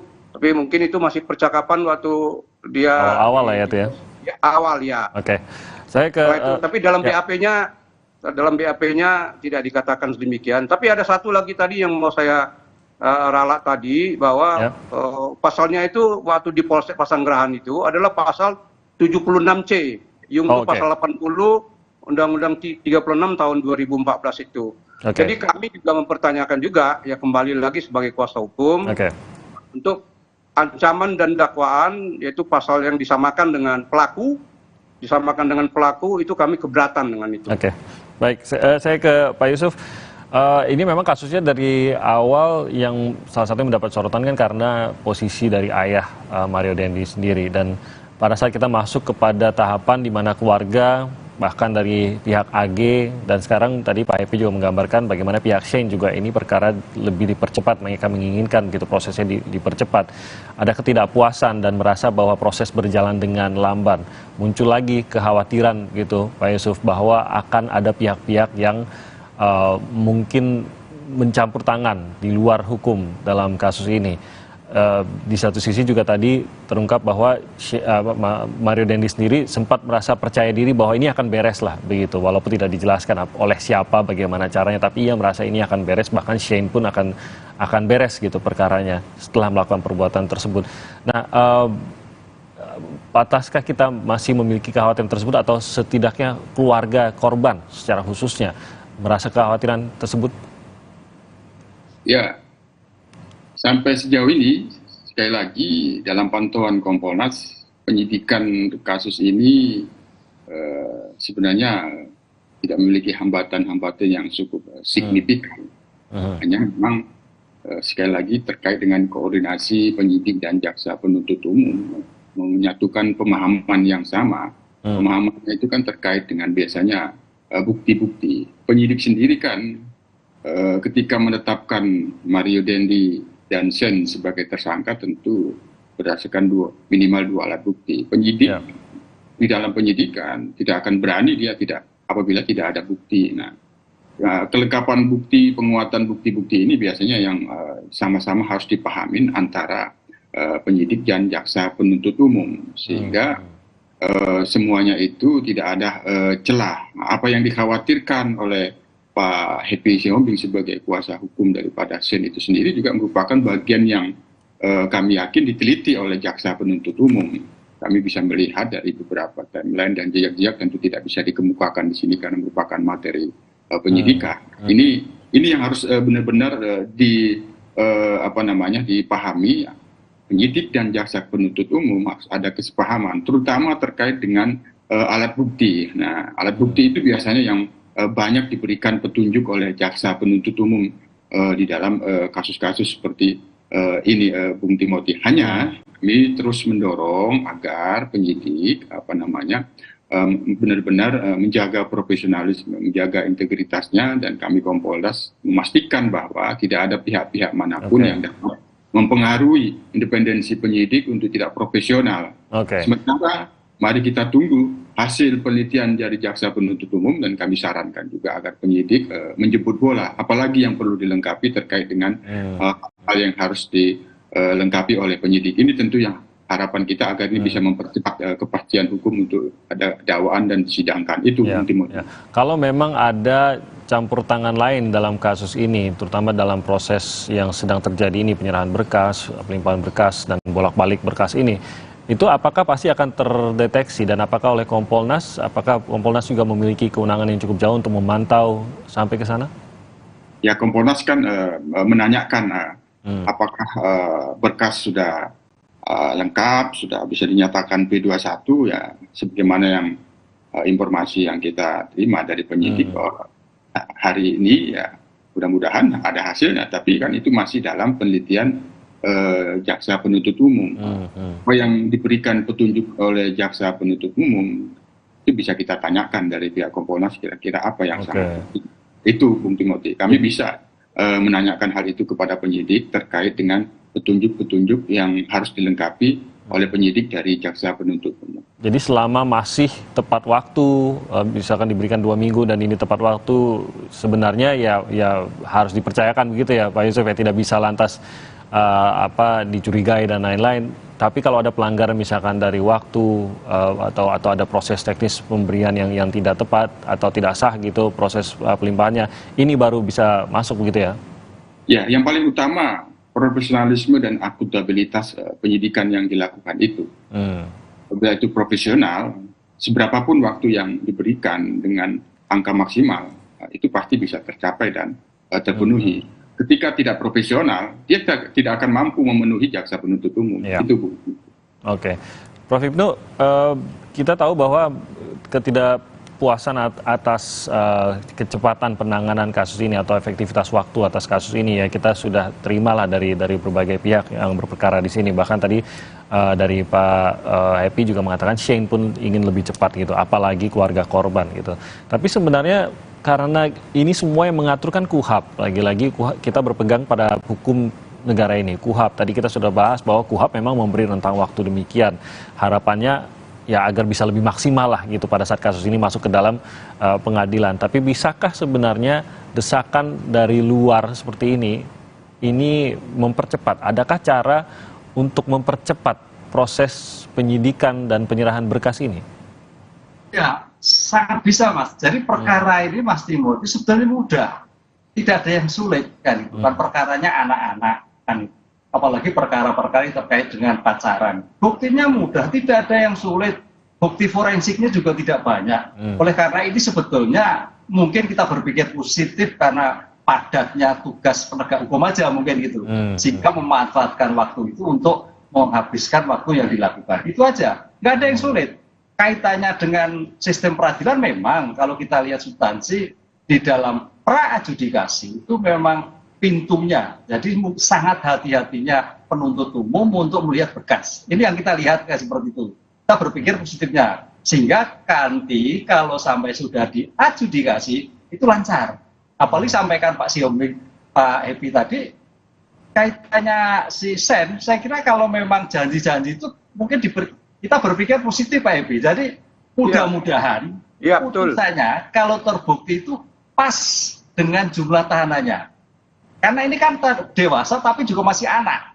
Kan itulah. Sehingga masih melakukan kegiatan-kegiatan lain dengan si David, si Mario lah pelaku. Kalau si Jen kan hanya turut serta. Ini saya kira Sen mungkin bisa diartikan bebas itu ketika nanti diputuskan terbukti, tapi adalah waktunya pas dengan saat menjalani pidana tahanan. Itu selesai, itu bagus itu. Artinya hakim melihat prospek anak ini masih bisa berkarya ke depan, studinya begitu. Oke, nah bahwa penyidikan kan berjalan sesuai dengan pasal yang saat ini disangkakan. Ya. Apakah memang mungkin apa yang diharapkan oleh Pak Happy tadi, khususnya pada saat pembacaan dakwaan nanti, ini masih bisa berubah?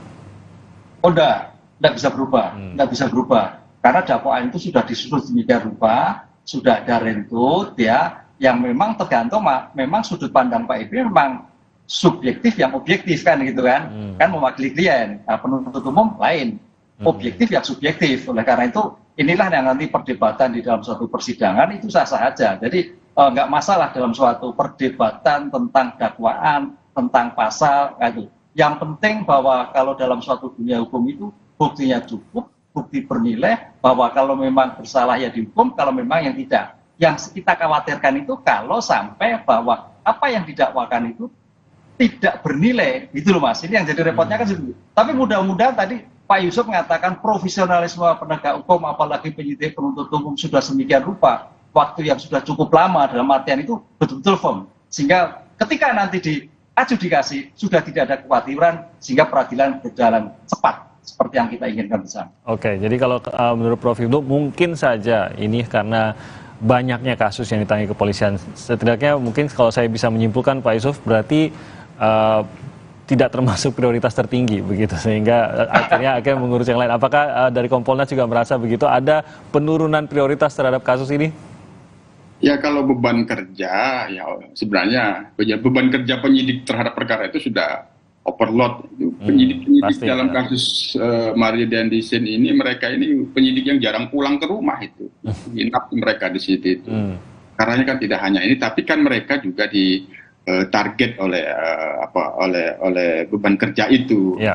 Harus tuntas 7 hari itu apa yang harus dikerjakan, 14 hari itu apa yang harus dikerjakan, itu mereka punya timeline-nya gitu. Jadi semua pasti, apalagi dalam kasus Mario penganiayaan terhadap David ini menjadi sorotan luar biasa, yang itu juga mengkaitkan kepada orang tuanya. Penyidik kami lihat tidak bermain-main. Yang kami selalu sarankan tentu kepada penyidik, karena adanya beban kerja overload itu untuk tetap menjaga kesehatan, tetap ingat keluarga di rumah, walaupun itu tidak harus bisa pulang dengan seperti orang biasa, bisa pulang ke rumah melihat keluarganya. Itu Bung Timothy malah kita lihat. Ya, baik. Saya ke Pak Happy untuk terakhir. Mungkin Anda sendiri punya target kapan ini seharusnya sudah masuk ke dalam peradilan bagi klien Anda, yang menurut Anda mungkin ya waktu paling mepet terakhir ya dalam berapa lama lagi gitu Pak Happy? Ya, seyogianya kami kemarin karena melihat kita memang ini ada di faktanya kan memang ada puasa dan juga Lebaran. Kita kemarin itu berharap ekspektasi kita itu setelah Lebaran sudah ada tahap 2. Jadi setelah Lebaran, jadi yang Juni ini sudah mulai, kami juga ya itu selalu minta supaya Mario dulu baru kami menyusul gitu, maksudnya di belakangnya, jadi supaya dia terbukti dulu pelakunya baru. Jadi kami juga berharap ya mudah-mudahan ini perkara ini segera dilimpahkan ya, supaya ada kepastian hukum dan juga tidak melelahkan bagi klien kami, karena dia juga berharap bahwa perkara ini dalam perkara ini dia hanya sebatas merekam aja, memvideokan aja gitu loh. Dan juga mempertanyakan dia kenapa saya disamakan dengan Mario, yang Mario yang mengajak, yang Mario yang memintakan saya gitu. Saya hanya pasif aja, tidak aktif gitu. Kenapa saya Dia menanyakan itu. Tapi satu lagi begini, saya baru ingat beberapa waktu yang lalu, ayahnya Sen ini, bapaknya Sen ini kan setiap hari itu besuk, dia nggak ada kerjanya. Kami katakan bahwa kami menangani perkara ini adalah secara pro bono. Kebetulan saya kenal dengan bapaknya Sen, dan jadi ada beberapa orang waktu itu mendatangi Polda Metro Jaya, tahanan Polda Metro Jaya untuk coba-coba mempengaruhi Sen menurut seperti apa Pak Hebe? Ya, jadi untung ini saya salut dengan petugas tahanan Polda Metro Jaya. Orang itu ingin ketemu untuk membesuk Sen. Saya udah katakan kepada orang tua Sen, kalau bukan seizin kami tim kuasa hukum, siapapun tidak boleh membesuk Sen. Jadi ada beberapa waktu yang lalu, orang tua Sen mendapat info dan dia ada beberapa orang yang coba mendatangin Sen. Tujuannya? Apakah tujuannya apa? Waktu itu tidak ketemu orangnya siapa dan dari mana, itu tidak ketemu karena orang tua Sen kan tidak tahu soal apa, dia kan orang sipil biasa ya. Kalau kami pada saat itu mungkin kami akan menanyakan secara detail. Sayangnya tidak sempat ditanyakan maupun identitasnya ya. Iya, tapi memang ada seperti itu. Semoga bukan upaya intervensi ya kita. Ya, terakhir lagi kami Pak Prof Ibnu, kami juga berharap dengan perkembangan sekarang ini kami berharap ya mungkin pasalnya bisa juga dirubah Prof, karena dengan fakta-fakta persidangan dan perkembangan sekarang mungkin aja dakwaan kami berharap itu kita tangkap tadi kepada si Sen gitu. Terima kasih begitu. Ya, tentu ini proses hukum kita akan ikuti. Terima kasih banyak atas waktunya Pak Happy, Prof Ibnu dan juga Pak Yusuf. Terima kasih banyak atas waktunya bersama Indonesia Pagi hari ini. Salam sehat untuk semuanya. Kami akan kembali lagi dengan informasi lainnya di Sapa Indonesia Pagi. Salah satunya dari Menko Polhukam yang juga pelaksana tugas Menkominfo Mahfud MD mengaku telah mendengar informasi soal dugaan aliran dana proyek BTS 4G Bakti Kementerian Kominfo mengalir ke sejumlah partai politik. Selengkapnya saat kami kembali.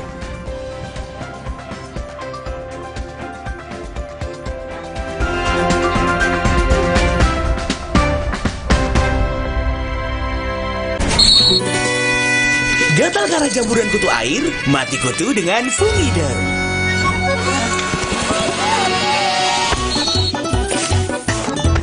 Fumiderm, aktif basmi jamur. Produksi Konimax.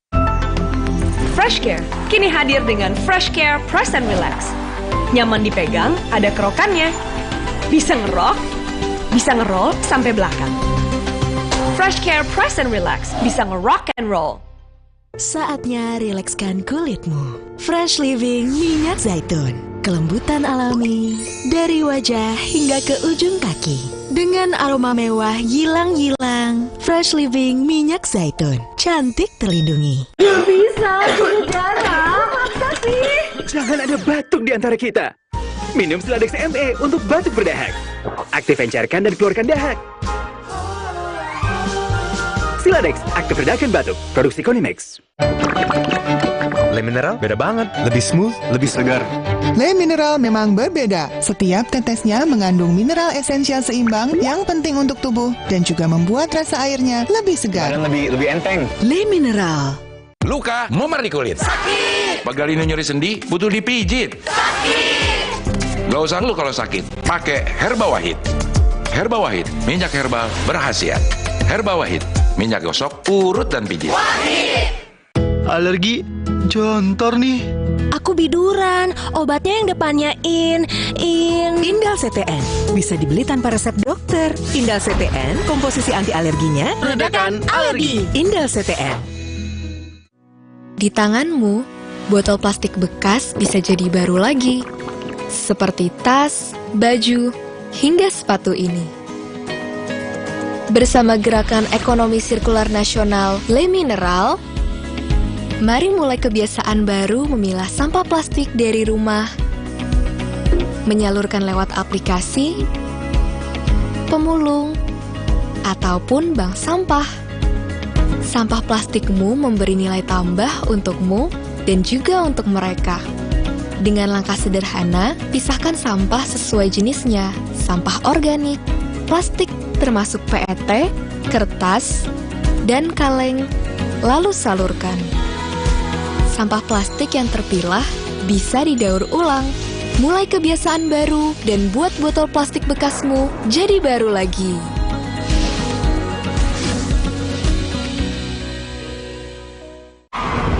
Kelihatannya hidupku selalu berbunga-bunga kan? Padahal ada dedikasi untuk tampil all out. Dan kasih yang terbaik buat anakku. Makanya aku perlu me time. Baru Dettol Active Botany. Dengan kandungan bahan alami, wangi green tea bergamot, dan lavender chamomile. Pas buat me time setiap hari. Perlindungan yang memanjakan untuk selalu slay the day. Dettol Active Botany. Memanjakanku, melindungi kami. Gentle Gen sekarang ada sasetnya. Beli 3 gratis 1. Bikin tangan lembut, bajunya juga lembut. Wanginya juga tahan lama. Gak perlu pewangi pelembut lagi. Gentle Gen pelembab deterjen tumbuhan. Gak enak? Iya, kayak aroma manisnya. Le Mineral memang berbeda. Setiap tetesnya mengandung mineral esensial seimbang yang penting untuk tubuh dan juga membuat rasa airnya lebih segar. Le Mineral.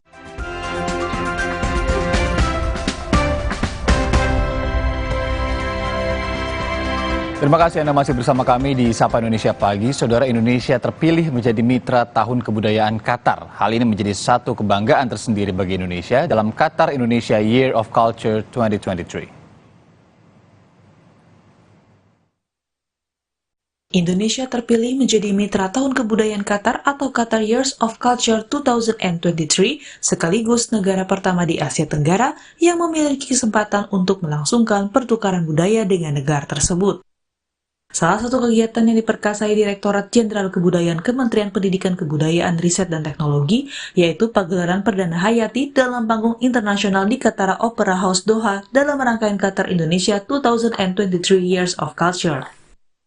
Ya, kita baru selesai menonton pertunjukan Hayati ya di Doha, Qatar, dan ini satu pentas yang luar biasa. Saya juga tadi bersama masyarakat Qatar melihat bagaimana antusiasme menonton pertunjukan ini.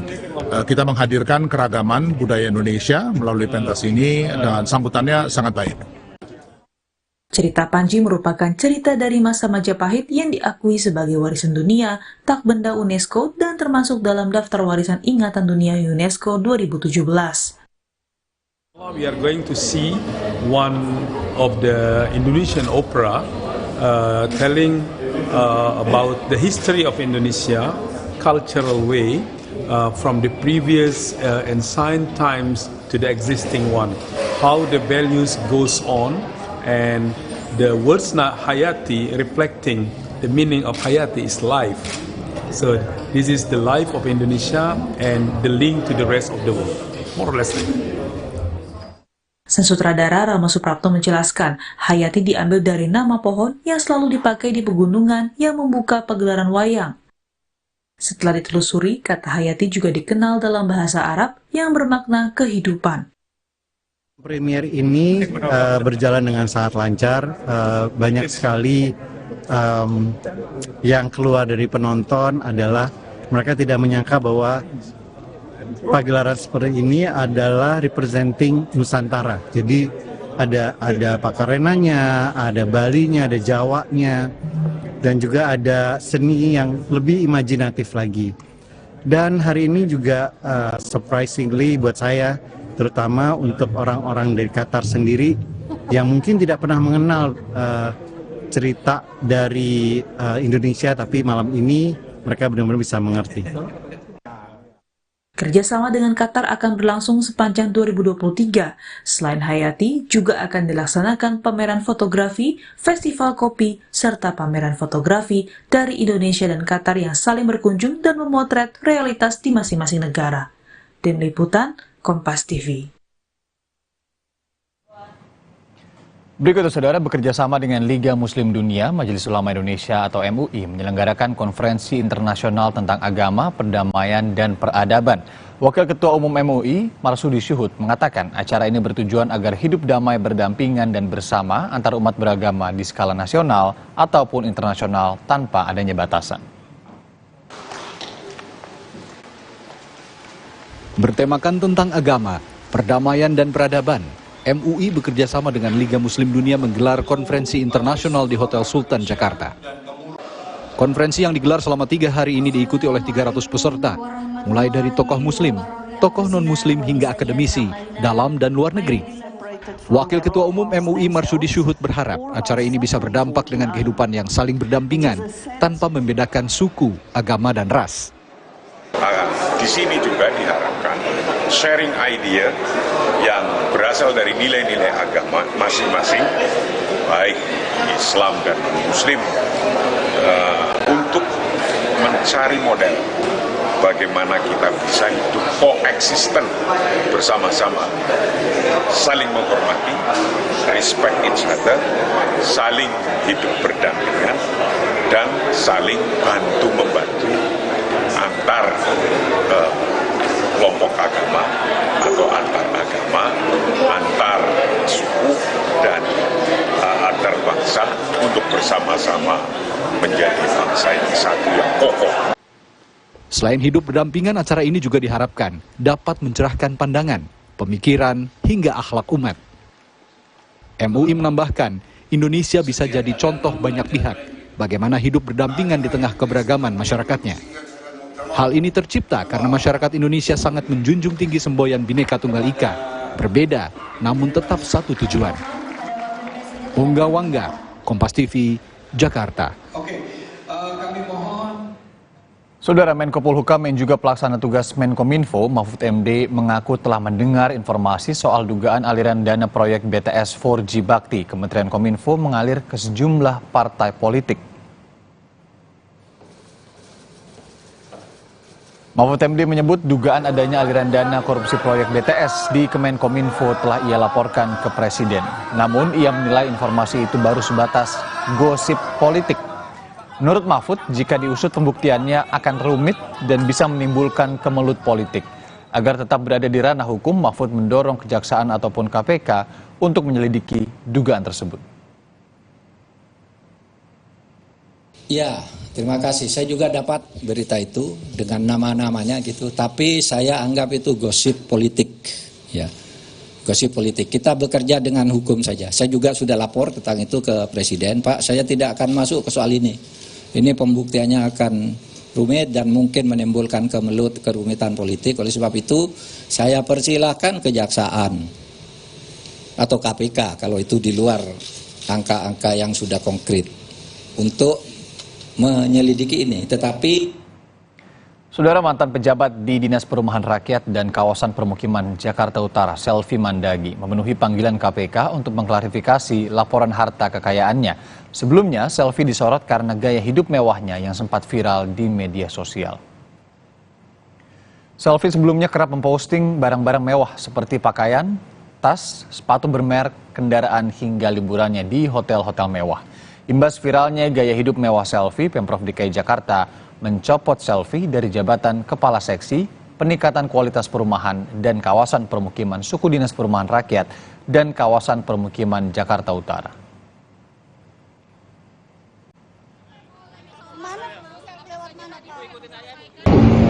Cuma dokumen terkait aset aja ya Bu ya? Iya. Bu, kalau terkait pamer harta itu seperti apa Bu? Ada klarifikasi Bu? Ada klarifikasi Bu?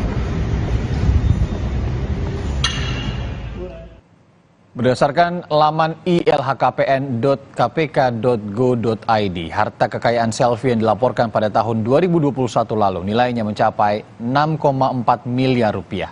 KPK mengklarifikasi kesesuaian sumber harta kekayaan Selvi dengan nilai harta yang dilaporkan sebagai penyelenggara negara.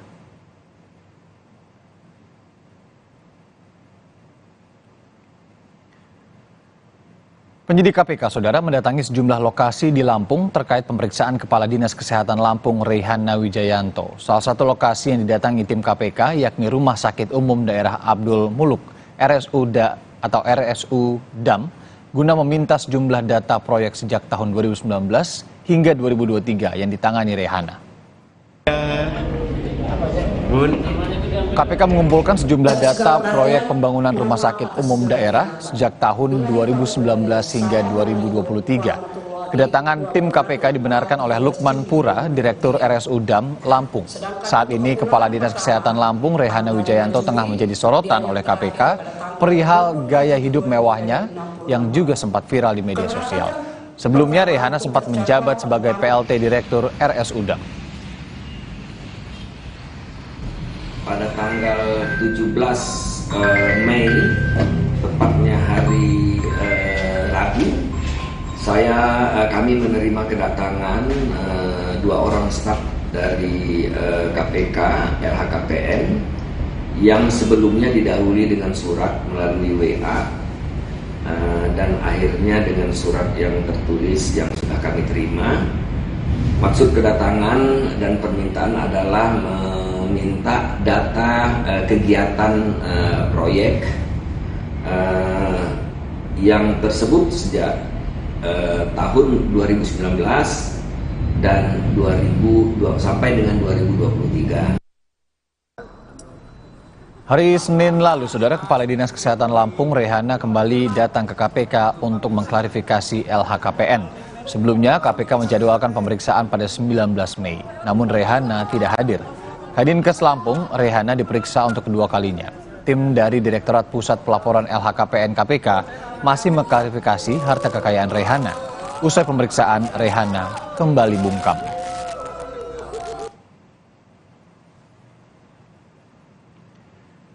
Dinas Ketahanan Pangan dan Pertanian Kota Bandung akan menggelar operasi pasar untuk menstabilkan harga telur yang masih mahal. Harga telur mencapai Rp32.000 per kilogram.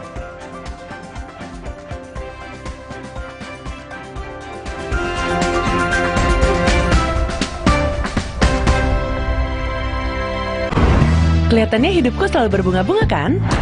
Padahal ada dedikasi untuk tampil all out. Dan kasih yang terbaik buat anakku. Makanya aku perlu me time. Baru Dettol Active Botany. Dengan kandungan bahan alami, wangi green tea bergamot, dan lavender chamomile. Pas buat me time setiap hari. Perlindungan yang memanjakan untuk selalu slay the day. Dettol Active Botany. Memanjakanku, melindungi kami. Kakekmu yang itu juga dong. Tapi gigi kakek. Gak usah khawatir. Poliden Adhesive membuat Anda bebas nikmati setiap gigitan dengan kuat dan cegah terperangkapnya sisa makanan. Poliden Cleanser, bunuh bakteri lebih kuat dari pasta gigi. Gentle Jam sekarang ada sasetnya. Beli 3 gratis 1. Bikin tangan lembut, bajunya juga lembut. Wanginya juga tahan lama. Gak perlu pewangi pelembut lagi. Gentle Jam, pelopor deterjen tumbuhan. Mah, rasain deh, aku udah nggak panas. Ade bentar lagi sembuh, biar sehat terus, Ade mesti banyak minum. Diciptakan oleh alam, 100% murni air mineral pegunungan.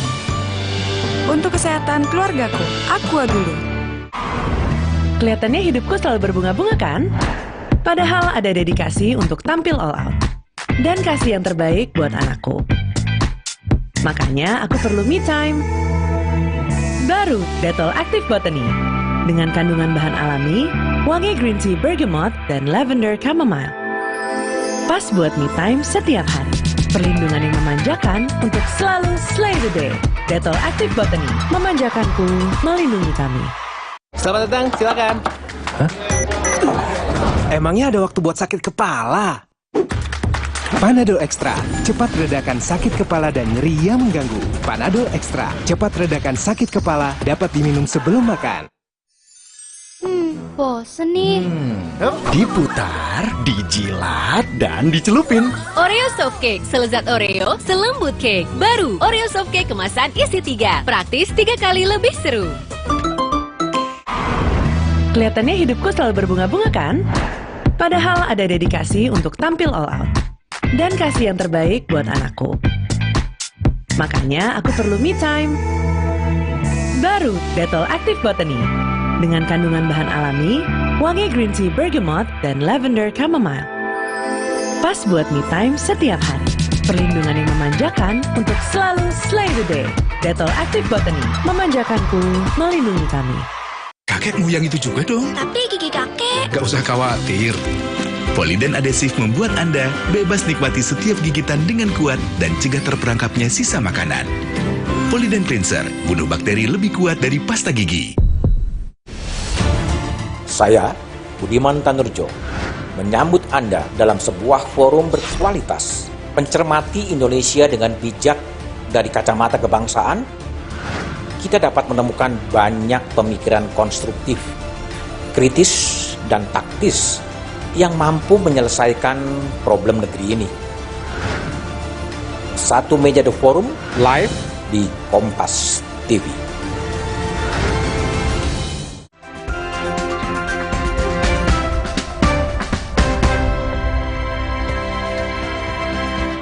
Saudara Gubernur Jawa Tengah yang juga bakal calon presiden dari PDI Perjuangan Ganjar Pranowo sempat berbicara empat mata dengan Wali Kota Solo Gibran Rakebuming Raka. Salah satu yang dibicarakan adalah soal pertemuan dengan relawan. Pertemuan secara tertutup dilakukan sebelum keduanya menghadiri acara Komite Nasional Paralimpik Indonesia di Solo, Jawa Tengah, Selasa malam. Walau tidak dijelaskan secara keseluruhan, ada pembicaraan terkait pertemuan dengan relawan. Ganjar mengakui agak sulit untuk mengatur waktu mengingat tugasnya sebagai gubernur masih banyak. Namun sejumlah cara bisa dilakukan, salah satunya menggunakan media daring. Relawan-relawan itu ya nanti kita atur waktunya.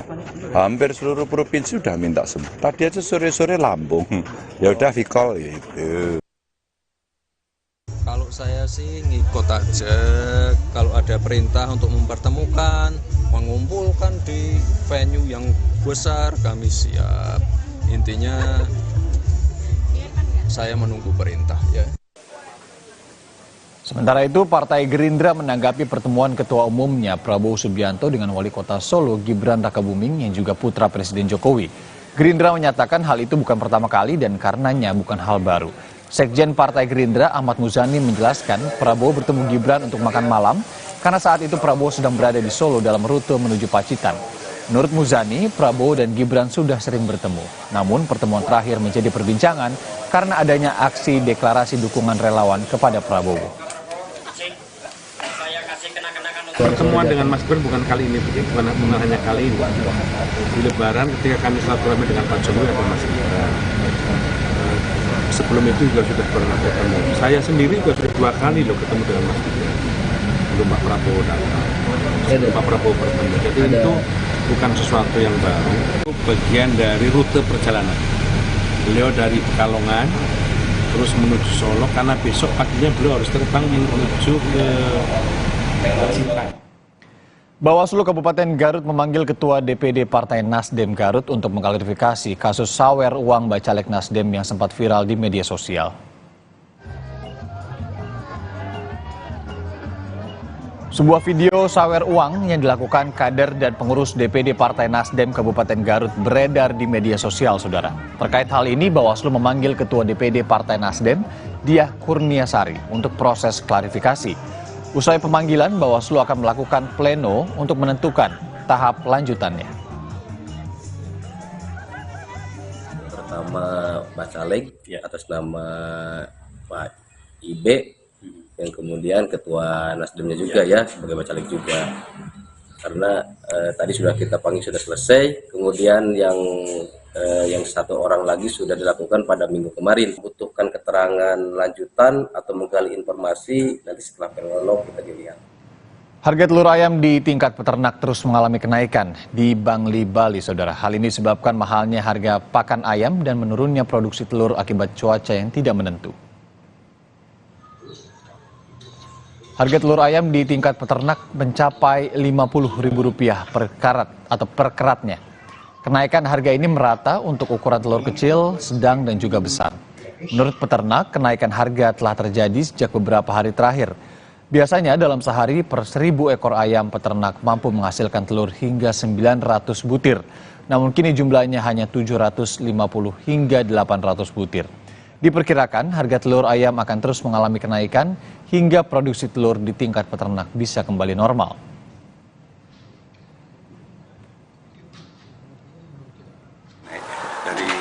Dari tanggal 13 ini sudah naik. Dari tanggal 13 sudah naik.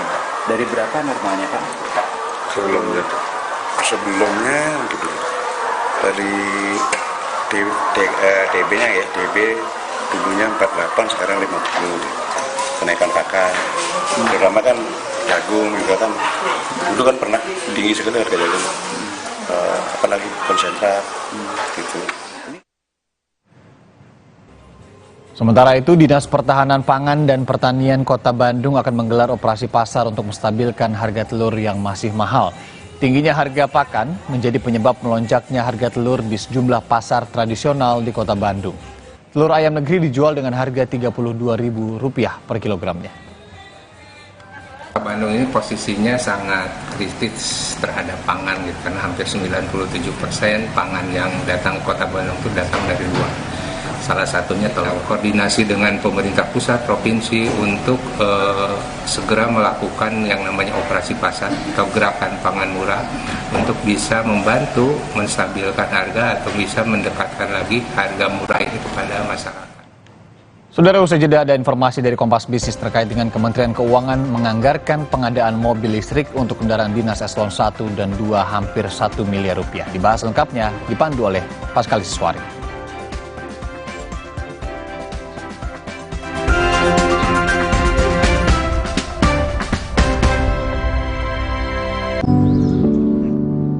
Untuk mereka yang bangun lebih pagi, agar bisa mendengarkan lebih awal, untuk mendengar lebih banyak hal, membaginya tepat waktu, agar lebih banyak yang mendengar, lebih banyak yang melihat. Dari generasi ke generasi, dengan lebih pasti. Gentle Gen sekarang ada sasetnya. Beli 3 gratis 1. Bikin tangan lembut, bajunya juga lembut. Wanginya juga tahan lama. Gak perlu pewangi pelembut lagi. Gentle Gen, pelapor deterjen tumbuhan. Baru Mayora mie oven. Bukan mie biasa. Pembuatannya di oven, bukan digoreng. Air rebusannya jernih. Bumbunya medok. Mie-nya lurus, enak diseruput. Lebih kenyal. Sehat lagi. Mie oven. Inovasi Mayora. Sebelum aktivitas seharian di sekolah, Aqua dulu. Diciptakan oleh alam, 100% murni air mineral pegunungan. Untuk kesehatan keluargaku, Aqua dulu. Kelihatannya hidupku selalu berbunga-bunga kan? Padahal ada dedikasi untuk tampil all out. Dan kasih yang terbaik buat anakku. Makanya aku perlu me time. Baru Dettol Active Botany. Dengan kandungan bahan alami, wangi green tea bergamot, dan lavender chamomile. Pas buat me time setiap hari. Perlindungan yang memanjakan untuk selalu slay the day. Dettol Active Botany, memanjakanku, melindungi kami. Capek kurang ion? Stop! Tarik nafas, minum Isoplas Koko, baru seenak kelapa Thailand, plus 7 ion, menghidrasi sempurna. Bikin badan fit kembali excellent. Isoplas Koko, baru excellent hydration dari Wings Food. Saya selalu merekomendasikan Sensodyne Repair and Protect Deep Protection. Mampu masuk ke dalam gigi, memberikan proteksi mendalam untuk gigi sensitif. Sekarang, semua orang bisa menikmati minuman dingin tanpa khawatir gigi ngilu. Cobalah. Siap untuk tantangan finishing baru? Yuk kita kotorin. Hah? Gimana cara bersihinnya? Pakai deterjen, tapi harus disikat berkali-kali. Warnanya pudar, gimana ya? Deterjen aja emang gak cukup. Tambahkan Vanish Pink baru dengan 3 keunggulan. Hilangkan noda membandel tanpa harus repot. Aktif lindungi warna, bajunya panjang umur.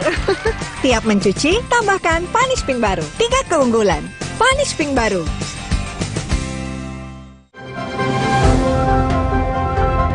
Republik ini harus maju, perlu pemikiran-pemikiran kreatif, kritis, taktis, dan aplikatif. Bangsa ini harus bermartabat, butuh pemecahan masalah. Duduk bersama dalam satu forum, bukan arena debat kusir semata. Satu meja The Forum, setiap Rabu, live di Kompas TV. Independen, terpercaya.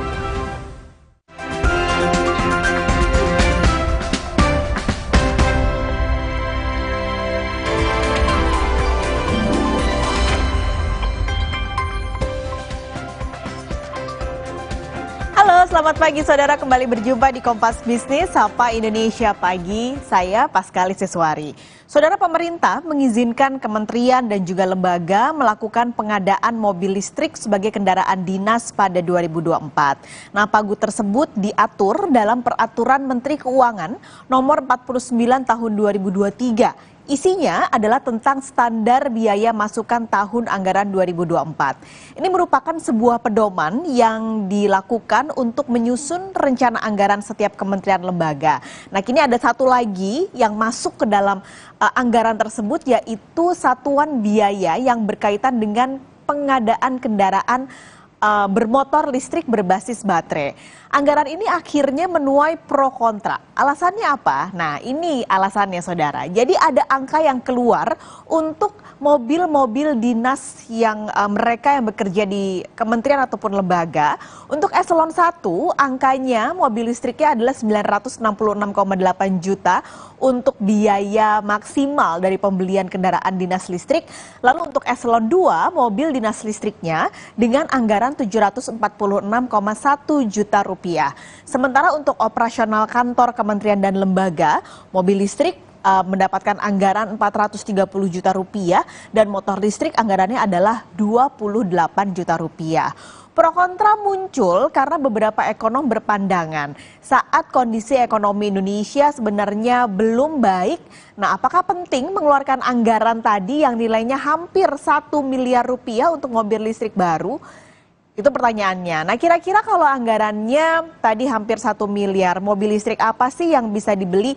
Jadi Anda punya gambaran ya, kira-kira anggarannya sebesar itu tuh murah atau mahal sih? Nah, ini kami ambil ada 5 mobil listrik yang harganya mirip dengan anggaran yang disampaikan di PMK tersebut. Mulai dari Wuling, angkanya ada 243 sampai hampir 300 juta rupiah.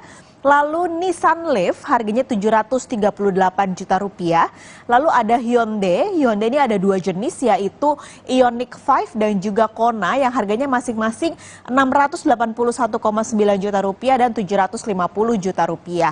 Sementara yang terakhir yang harganya paling mahal adalah Mini Electric 955 juta rupiah. Jadi ini gambarannya kira-kira harga mobil listrik dengan pagu tadi mencapai 400 sampai 900-an juta rupiah. Lalu apa kata Kementerian Keuangan sebagai si empunya anggaran? Pada intinya, saudara, karena pemerintah pusat dan juga pemerintah daerah ini didorong untuk menggunakan kendaraan listrik. Maka menurut Lisbon Sirait, Direktur Sistem Penganggaran Ditjen Anggaran Kementerian Keuangan mengatakan bahwa penentuan batas maksimum kendaraan listrik telah melibatkan periset terkait dengan anggaran dan sudah mengikuti harga pasar terkini. Harga kendaraan listrik dinilai lebih mahal dari kendaraan berbahan bakar fosil sehingga nilainya juga perlu menyesuaikan. Sekali lagi yang digarisbawahi adalah bahwa ini angka tadi adalah batas maksimum. Jadi misalnya nih eselon 1 yang tadinya dikasih batasnya 900 mau beli yang 200 juta rupiah, boleh-boleh aja, sah-sah aja sebenarnya. Tapi mungkin nggak sih sebenarnya. Nah, ini tapi alasannya dari Kementerian Keuangan bahwa perhitungannya harus seperti itu. Terus kenapa harus beli mobil listrik kalau harganya lebih mahal? Nah, menggelontorkan anggaran untuk mobil dinas listrik sebenarnya adalah upaya pemerintah mengganti mobil berbahan bakar fosil ke listrik. Ini yang terus digaungkan, makanya ada juga insentif buat mereka yang mau membeli mobil listrik. Nah, karena kalau melihat data penjualan mobil listrik, kita akan lihat datanya, saudara, dari 2022 dan 2023. Sebenarnya ada angka yang meningkat ya dibandingkan 2022 dibandingkan di 2023. Di 2022 angkanya di April 99 unit, sementara di 2023 naik berkali-kali lipat menjadi 1.270 unit mobil listrik yang terjual di bulan April.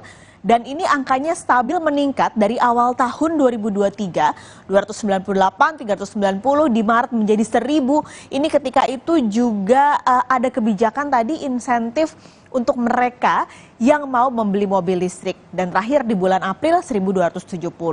Angkanya meningkat, tapi kalau dibandingkan dengan penjualan mobil konvensional yang berbahan bakar fosil tentu kalah jauh, saudara. Jadi kalau melihat angka di April, sama-sama April, kalau mobil listrik 1.200, nah mobil konvensional ini tercatat berdasarkan data Gaikindo terakhir penjualan mobil mencapai 58.900 unit. Jadi Anda bayangkan dan Anda bandingkan memang jauh sekali jumlahnya.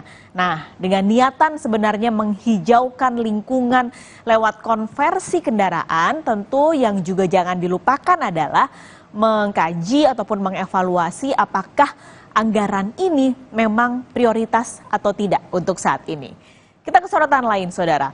Babak kedua pertemuan membahas plafon utang Amerika Serikat lagi-lagi belum menghasilkan kesepakatan. Analis khawatir gagal bayar utang Amerika Serikat akan punya dampak jangka panjang, terutama ke negara-negara berkembang. Selengkapnya dalam liputan VOA. Pertemuan Presiden AS Joe Biden dengan para pemimpin Kongres AS untuk kedua kalinya Selasa siang waktu setempat belum bisa mengakhiri krisis plafon utang AS. Namun kedua kubu lebih optimistis. It is possible to get a deal by the end of the week. It's not that difficult to get to an agreement. There were honest and real discussions about differences that we have on a whole variety of issues, but it was all respectful, and that was a good sign. Kelanjutan perundingan akan dilakukan oleh perwakilan yang ditunjuk masing-masing kubu. Partai Republik yang kini menguasai DPR AS hanya akan menaikkan plafon utang jika pemerintah Biden memotong anggarannya hingga 4,5 triliun dolar untuk menaikkan batas utang sebanyak 1,5 triliun dolar yang diperkirakan bisa bertahan hingga April 2024. Tapi Partai Demokrat berharap batas utang bisa dinaikkan tanpa persyaratan. It's just that the politics is rougher this time, polarization is greater, and the margin for error is smaller. Biden membatalkan lawatannya ke Papua New Guinea dan Australia, namun tetap bertolak ke Jepang untuk menghadiri KTT G7 selama akhir pekan ini. Menteri Keuangan Amerika Serikat Janet Yellen kembali menegaskan bahwa pada tanggal 1 Juni, Amerika Serikat akan kehabisan uangnya untuk membayar utang-utang. Di dalam negeri, ini akan berdampak pada pembayaran uang pensiun, penangguhan dan pemotongan gaji pegawai negeri, dan juga penangguhan membayar utang. Jika Amerika Serikat gagal memenuhi kewajiban finansial ini juga masuk dalam kategori gagal membayar utang. Menurut analis, dampak AS gagal bayar utang bakal dirasakan oleh negara-negara emerging markets. We've already had defaults in places like Sri Lanka or Ghana or Zambia, but places like Egypt, Pakistan, all of those countries are really in a very delicate position right now. The last thing they need is for the global financial system, to be hit by a shock. Indonesia diprediksi cukup tangguh menghadapi krisis ekonomi domestik AS. Namun Direktur Pusat Studi Perdagangan Dunia UGM memperingatkan efek jangka panjang. Dalam jangka pendek, sektor-sektor di luar sektor keuangan dan moneter mungkin masih bisa mitigate ya. Tapi dalam jangka menengah panjang, sektor-sektor ini perlu betul-betul menghitung ya. Kira-kira kalau ini adalah awal dari pelemahan peran dolar Amerika, apa yang harus dilakukan? Ketua DPR AS Kevin McCarthy menargetkan akan ada kesepakatan kedua belah pihak pada hari Minggu waktu AS ketika Biden menyelesaikan lawatan KTT G7. Dari Washington DC, Virginia Gunawan dan tim VOA. Kementerian Keuangan pun memastikan negosiasi pembayaran utang yang sedang dilakukan antara pemerintah dan juga DPR di Amerika Serikat belum memberi dampak pada pasar keuangan dalam negeri. Tercatat hingga 21 Mei, pasar SBN masih mencetak angka positif di nilai 60,65 triliun rupiah. Sejauh ini itu adalah angka dari yield SBN 10 tahun. Ini masih merupakan masih proses dalam proses politik di US.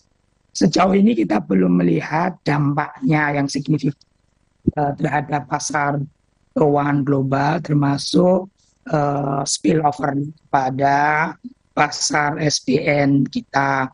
Sebagaimana tadi juga disampaikan oleh Bu Menteri Keuangan, pasar SBN kita masih sangat baik dan suportif, yang menandakan tidak atau belum dilihatnya dampak dari isu debt ceiling di US ini. Kompas Bisnis akan kembali lagi usai jeda. Kita punya informasi hari ini Peri Warjio akan resmi dilantik menjadi Gubernur Bank Indonesia. Ada sederet PR yang harus segera dikerjakan, mulai dari sistem pembayaran hingga pengembangan mata uang digital. Jangan kemana-mana, Kompas Bisnis segera kembali.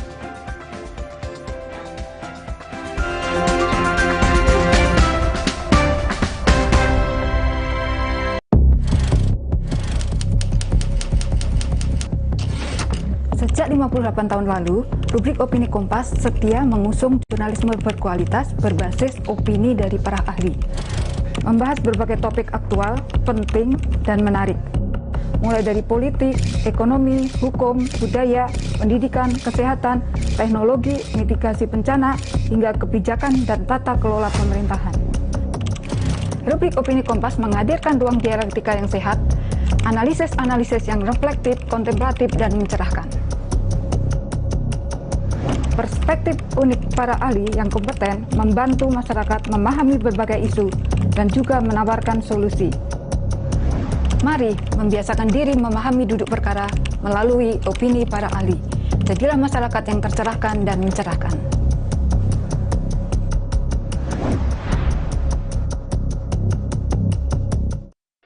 Mah, rasain deh, aku udah nggak panas. Ade bentar lagi sembuh, biar sehat terus, Ade mesti banyak minum. Diciptakan oleh alam, 100% murni air mineral pegunungan. Untuk kesehatan keluargaku, Aqua dulu. Gentle Gen sekarang ada sasetnya. Beli 3 gratis 1. Bikin tangan lembut, bajunya juga lembut. Wanginya juga tahan lama. Gak perlu pewangi pelembut lagi. Gentle Gen pelopor deterjen tumbuhan. Bosen nih.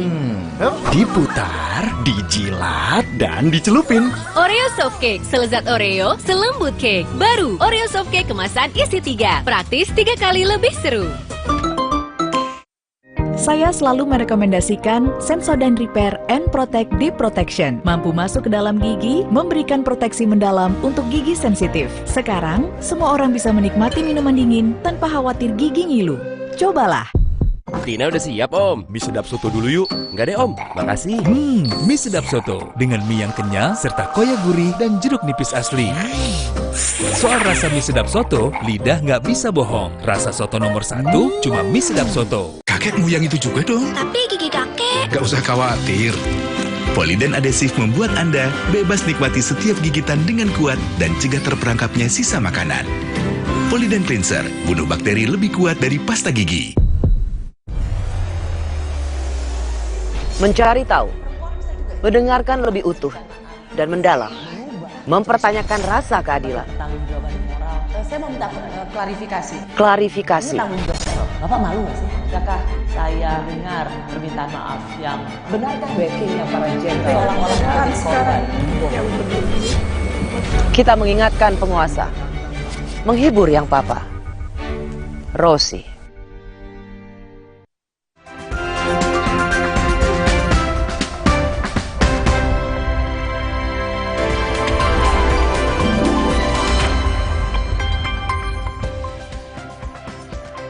Kembali lagi di Kompas Bisnis, Saudara. Otoritas Jasa Keuangan OJK akan memanggil Bank Syariah Indonesia alias BSI. Pemanggilan dilakukan untuk mendalami dugaan serangan siber yang membuat layanan BSI lumpuh 4 hari. OJK akan memanggil BSI untuk dimintai keterangan terkait perlindungan konsumen. Pemanggilan ini dilakukan karena lembaga keuangan harus mematuhi keamanan data nasabah, privasi, dan juga perlindungan konsumen.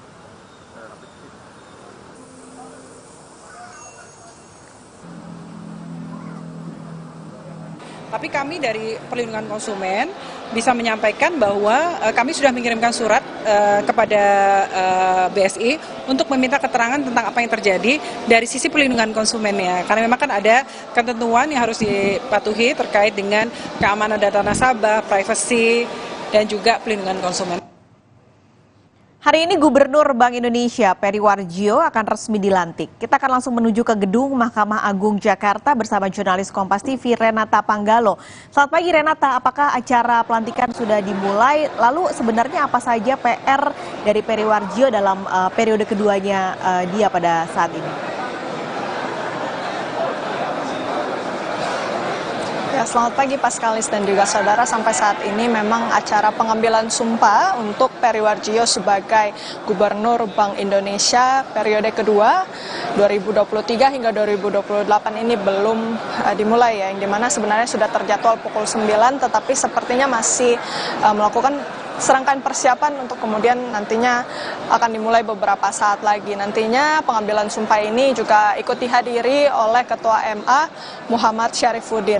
Nah, untuk pertanyaan Anda, Paskalis dan juga saudara, tadi terkait dengan apa saja pekerjaan rumah yang harus dikerjakan oleh Peri Warjio sebagai Gubernur Bank Indonesia di periode keduanya ini, setidaknya ada 5 ya. Yang pertama adalah memperluas pembayaran lintas batas yang dimana Bank Indonesia ini sudah menjangkau hingga negara-negara Asian 5. Tapi diharapkan dalam periode kedua ini Bank Indonesia bisa menjangkau seluruh negara anggota ASEAN. Yang kedua adalah mengembangkan mata uang digital bank sentral atau CBDC, yang dimana Bank Indonesia sudah merilis white paper dan konsultatif papernya, dan rencananya pada bulan Juli 2023 nanti Bank Indonesia akan meluncurkan ataupun mengeluarkan desain model dari CBDC. Yang ketiga adalah memperkuat kebijakan devisa hasil ekspor, yang dimana ini tentu juga bisa memperkuat ketersediaan falas bagi Indonesia. Yang kemudian pengembangan kerjasama penggunaan mata uang lokal dalam transaksi dengan negara mitra, yang dimana Bank Indonesia ini sudah melakukan kerjasama dengan Thailand, Malaysia, Jepang, dan China, dan rencananya pada tahun ini juga nantinya Korea Selatan akan bergabung dalam kerjasama ini. Yang terakhir adalah pengendalian inflasi, yang dimana dengan menjaga daya beli masyarakat untuk tentunya menjaga pertumbuhan ekonomi. Nah, kelima PR ini sebenarnya juga sudah sejalan begitu ya dengan beberapa strategi yang sudah disampaikan oleh Peri Warjio saat fit dan proper testnya pada tanggal 20 Maret yang lalu. Yang dimana dicatatkan di sini setidaknya Peri Warjio mengatakan akan melakukan akselerasi digitalisasi sistem pembayaran untuk integrasi ekosistem ekonomi keuangan digital, dan kemudian yang kedua di sini adalah penguatan kebijakan sinergi dengan pemerintah dan mitra strategis untuk kerjasama dan hubungan internasional. Tentunya Paskalis dan juga saudara, kita berharap dalam periode kedua ini Peri Warjio sebagai Gubernur Bank Indonesia bisa memberikan gebrakan baru di dalam masa kepemimpinannya 5 tahun ke depan nanti. Paskalis. Baik, terima kasih Renata Panggalo. Kita akan nantikan bersama hari ini akan dilantik kembali pada periode kedua sampai nanti 2028 Peri Warjio sebagai Gubernur Bank Indonesia. Terima kasih Renata Panggalo. Dan saudara, kita akan menuju ke Kementerian Sosial. Hari ini KPK akan menyambangi kantor Kementerian Sosial. Kita akan langsung menuju ke kantor Kemensos, saudara. Dibantu dalam bentuk uang, itu saya pegang. Jadi saya tolak. Jadi makanya saya katakan 2021 itu tidak ada bansos beras di Kemensos. Saya tidak tahu di tempat lain, ya. Ya. Clear ya. Saya tidak tahu kalau di tempat lain. Saya tidak mau ngomong. Saya tidak mau ngomong, nanti teman-teman akan tahu sendiri di mana saya tidak mau ngomong. Tapi yang jelas tidak ada di Kemensos karena saya tolak. Saya tolak, itu cukup berat saat itu saya nolak. Kenapa? Karena saya punya prinsip bahwa saya pegang perintah Bapak Presiden bukan dalam bentuk barang. Karena bagi saya itu saya lebih enak. Kenapa? Kalau dalam bentuk barang itu pasti pengawasannya rumit. Saya akan habis waktu saya untuk pengawasan ini pasti. Makanya saya juga seneng. Jadi apapun bentuknya, seperti kemarin minyak goreng, saya nggak mau bentuk barang. Uang dan uang, kemudian diberikan uang. Kemudian apalagi BBM, saya nggak mau harus bentuk uang, tidak mau barang, seperti itu. Jadi nanti kalau ada 2022, ini ada bantuan berat, bansos berat, itu bukan Kemensos. Saya sudah nggak mau kalau bentuk barang, karena saya pegang perintah Pak Presiden tadi.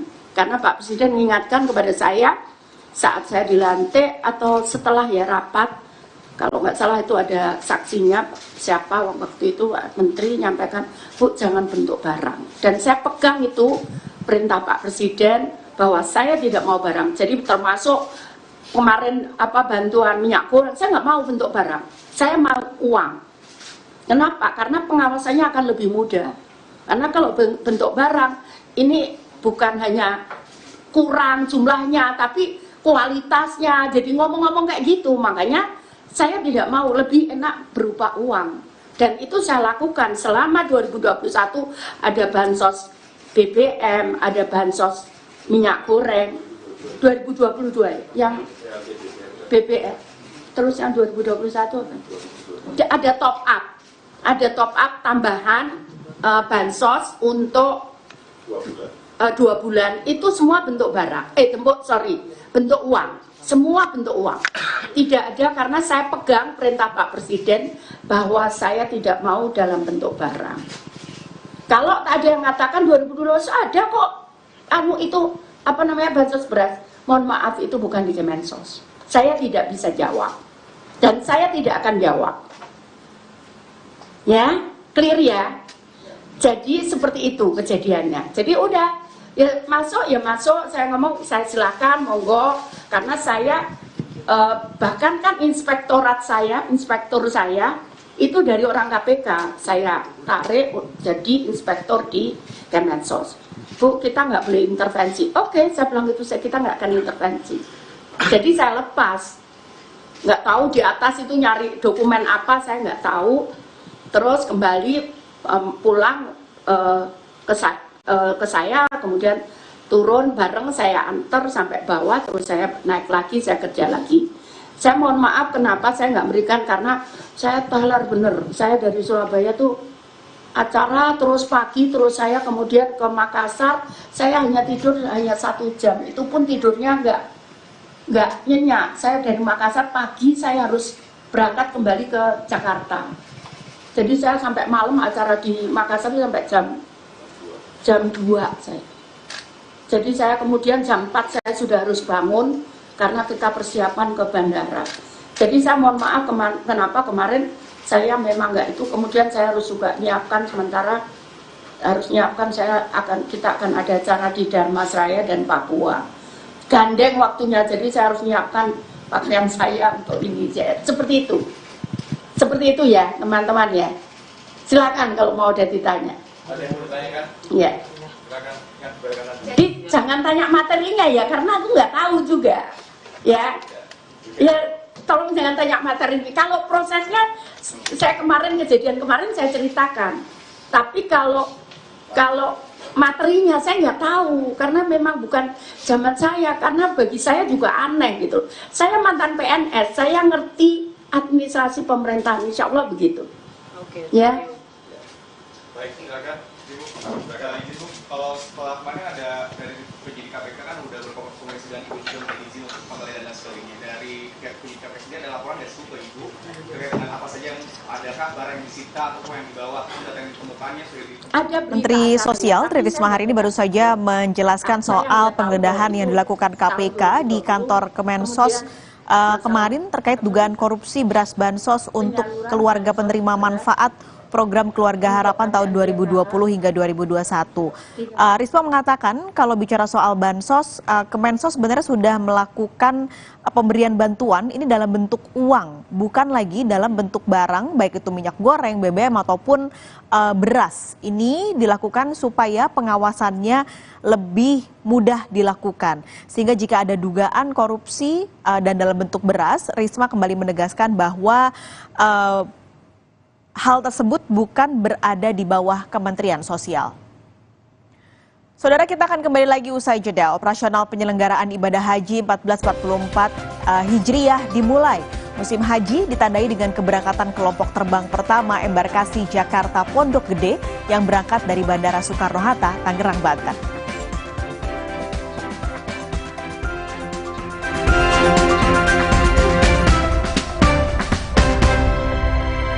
Siap untuk tantangan funny baru? Yuk kita kotorin Hah? Gimana cara bersihinnya? Pakai deterjen, tapi harus disikat berkali-kali. Warnanya pudar. Gimana ya? Deterjen aja emang gak cukup. Tambahkan Vanish Pink baru dengan 3 keunggulan. Hilangkan noda membandel tanpa harus repot. Aktif lindungi warna, bajunya panjang umur. Tiap mencuci, tambahkan Vanish Pink baru. 3 keunggulan. Vanish Pink baru. Kenalin, ini pacarku dan neneknya. Kamu bisa masak gak? Ayo masak, masak. Pakai ini. Kecap sedap, kental dan gurihnya bikin rasa tak tertandingi. Lebih enak ya? Pakai selalu kecap sedap dari Wings Food. Selamat datang, silakan. Hah? Emangnya ada waktu buat sakit kepala? Panadol Extra, cepat redakan sakit kepala dan nyeri yang mengganggu. Panadol Extra, cepat redakan sakit kepala, dapat diminum sebelum makan.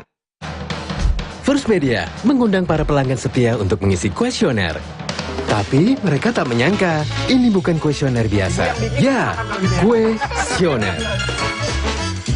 Lewat kue, pelanggan bercerita pengalaman mereka. Kini, First Media lebih kencang, lebih bebas. Mereka telah membuktikan rasanya. Pastinya lebih seru. Siap-siap ketagihan paket baru First Media. Saya selalu merekomendasikan Sensodyne Repair and Protect Deep Protection. Mampu masuk ke dalam gigi, memberikan proteksi mendalam untuk gigi sensitif. Sekarang, semua orang bisa menikmati minuman dingin tanpa khawatir gigi ngilu. Cobalah. Mau mengiklankan usaha kamu dengan harga terjangkau? Langsung aja ke pasangiklan.com. Pasang iklan segampang upload, bayar, tayang. Ada beragam paket yang bisa kamu pilih di pasangiklan.com. Mulai dari harga Rp50.000 sampai harga Rp1.000.000. Iklan kamu akan tayang di jaringan media milik Kompas Gramedia. Jadi, iklan kamu berpotensi dilihat oleh 270 juta pembaca. Di pasangiklan.com, kamu bisa memilih jenis iklan yang ingin ditayangkan. Kamu bisa memilih iklan untuk ditayangkan di website, Instagram, atau iklan baris di koran Kompas. Di pasangiklan.com, kamu nggak perlu khawatir, karena setelah iklan ditayangkan, kamu akan mendapatkan informasi mengenai perkembangan iklan berupa laporan performa untuk iklan digital dan Instagram, serta notifikasi penayangan untuk iklan baris di koran Kompas. Jadi, mau pasang iklan yang dilihat banyak orang dengan harga terjangkau? Segampang upload, bayar, lalu tayang? Tunggu apa lagi? Langsung aja ke pasangiklan.com. Perebutan gelar juara DFB Pokal dimulai. Laga panas, syarat teknik dan taktik, serta atensi bagi pecinta sepak bola akan tersaji. RB Leipzig, semangat juang pasukan di Rottenbulle bersama Timo Werner CS bertekad meraih gelar juara DFB Pokal 2 musim berturut-turut. Tren positif dari Die Adler Eintracht Frankfurt bersiap mendominasi dan menjadi juara baru. Final DFB Pokal RB Leipzig versus Eintracht Frankfurt, Minggu 4 Juni, live di Kompas TV.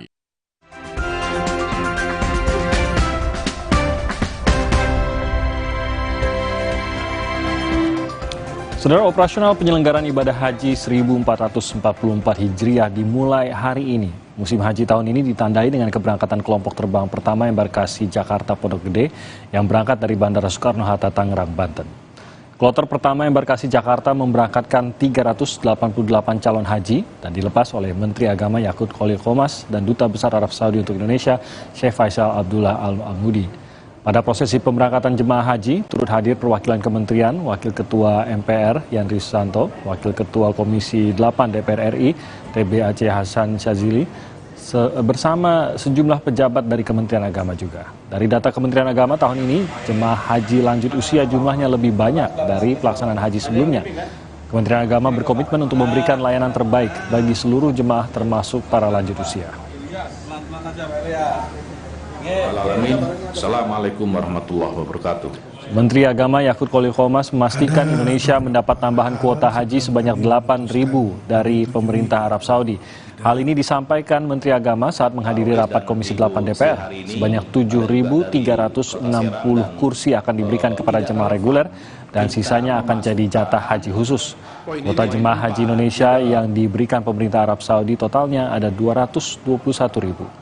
Setiap raker, ya Rabbal Alamin, Assalamualaikum warahmatullahi wabarakatuh. Membicarakan tentang keputusan penambahan kuota dari pemerintah Saudi yang 8.000 itu, kita akan bagi sesuai dengan undang-undang 7.600 sekian itu untuk 7.360 untuk jamaah reguler, selebihnya untuk jamaah haji khusus.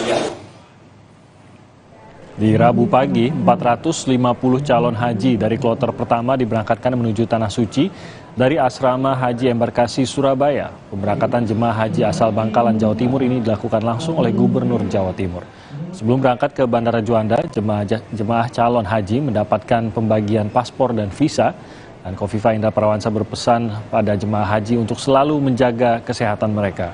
Selain cuaca panas, adanya virus MERS juga harus diwaspadai jemaah haji saat tiba di Tanah Suci.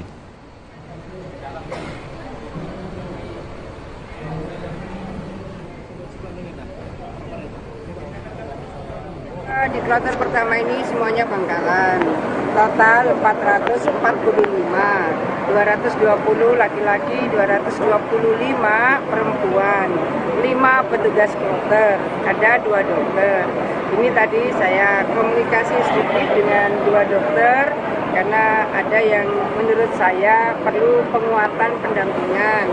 Maka Bu Dr. Herlin, Dirut Rumah Sakit Haji juga saya minta untuk komunikasi, mungkin ada obat-obat yang masih dibutuhkan.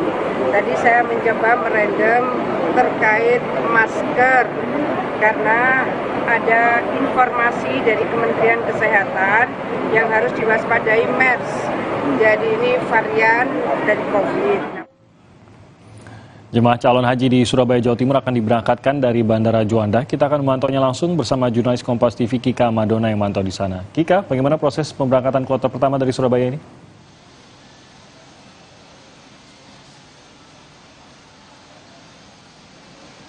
Ya, Timothy dan juga saudara, jadi untuk wilayah Jawa Timur sendiri, jumlah total jamaah haji yang akan diberangkatkan dalam periode haji tahun ini yaitu sebanyak 36.938 orang. Dan dari jumlah ini masing-masing dibagi dalam masing-masing kloter, yaitu ada sebanyak 84 kloter. 84 kloter ini adalah jumlah yang meningkat dibandingkan dengan tahun lalu, yaitu sebanyak 2 kali lipat jika dibandingkan dengan tahun lalu. Masing-masing kloternya akan diisi sekitar 450 orang jamaah haji, termasuk juga petugas pendamping haji di dalamnya. Hari ini adalah pemberangkatan perdana para jamaah haji kloter pertama asal Bangkalan, Jawa Timur, di mana untuk pemberangkatan pertama ini berlangsung pada pukul 9:15 pagi tadi atau sekitar beberapa menit, 1 jam yang lalu, di mana para jamaah haji ini yang berangkat dari Bandara Juanda langsung menuju ke Madinah untuk kemudian dilanjutkan dengan prosesi ibadah haji di sana. Sementara itu, saudara, untuk hari ini ada sebanyak 3 kloter yang akan diberangkatkan pada hari ini dari wilayah Jawa Timur. Di antaranya untuk kloter pertama seperti saya sampaikan tadi yaitu dari Bangkalan, untuk kloter kedua yaitu dari Madiun, Kabupaten Bangkalan dan juga Kota Surabaya. Sementara untuk kloter ketiga yaitu dari Sampang, Bangkalan dan Surabaya. Pemberangkatan ibadah haji pada hari ini yaitu berlangsung dari 3 sesi atau dari 3 sesi yaitu pada pukul 9:15, lalu kemudian disusul untuk pemberangkatan kloter kedua pada pukul 11:15 dan kloter ketiga nanti akan diberangkatkan pada pukul 13:15 waktu Indonesia bagian Barat. Sementara itu, saudara, untuk para jamaah haji yang akan melakukan ibadah haji atau yang akan diberangkatkan hari ini tadi juga sudah diberikan pembekalan untuk selama berada di Tanah Suci, apa yang harus dilakukan dan apa saja yang tidak boleh dibawa oleh para jamaah haji ini.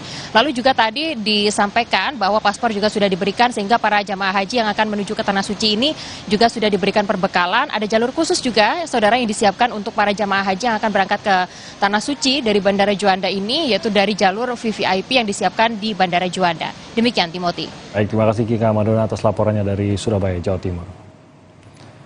Kita beralih ke informasi lainnya, saudara. Rombongan biksu dari Thailand telah memasuki wilayah Jawa Tengah. Rombongan biksu tiba di Kecamatan Losari, Kabupaten Brebes, disambut antusias oleh warga. Warga berjajar menyambut kedatangan para biksu ini. Personel Polres Brebes dibantu anggota Banser turut mengawal perjalanan para biksu. 32 biksu melakukan ritual jalan kaki dari Thailand menuju ke Candi Borobudur. Perjalanan mereka untuk menyambut Hari Raya Waisak yang akan jatuh pada 4 Juni mendatang.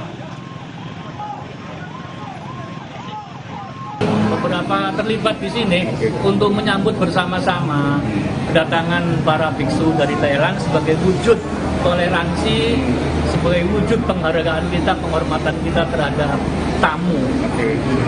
Sekalipun mungkin berbeda keyakinan dengan kita, sekalipun mungkin berbeda agama dengan kita, mereka tetap saudara kita, saudara sesama manusia. Barangkali di situ kita akan menjunjung sisi kemanusiaan. Tetap di Sapa Indonesia Pagi, kami akan kembali dengan sejumlah informasi lainnya usai jeda berikut ini.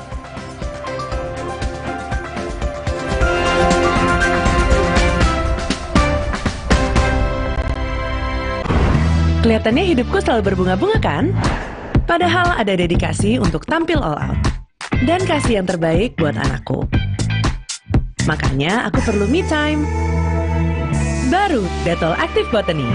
Dengan kandungan bahan alami, wangi green tea bergamot, dan lavender chamomile. Pas buat me time setiap hari. Perlindungan yang memanjakan untuk selalu slay the day. Dettol Active Botany. Memanjakanku, melindungi kami. Mah, rasain deh, aku udah nggak panas. Ade bentar lagi sembuh, biar sehat terus, Ade mesti banyak minum. Diciptakan oleh alam, 100% murni air mineral pegunungan. Untuk kesehatan keluargaku, Aqua dulu. Kakekmu yang itu juga dong. Tapi gigi kakek. Gak usah khawatir. Poliden adhesif membuat Anda bebas nikmati setiap gigitan dengan kuat dan cegah terperangkapnya sisa makanan. Poliden Cleanser, bunuh bakteri lebih kuat dari pasta gigi. Siap untuk tantangan finishing baru? Yuk kita kotorin. Hah? Gimana cara bersihinnya? Pakai deterjen, tapi harus disikat berkali-kali. Warnanya pudar, gimana ya? Deterjen aja emang gak cukup. Tambahkan Vanish Pink baru dengan 3 keunggulan. Hilangkan noda membandel tanpa harus repot. Aktif lindungi warna, bajunya panjang umur. Tiap mencuci, tambahkan Vanish Pink baru. 3 keunggulan. Vanish Pink baru.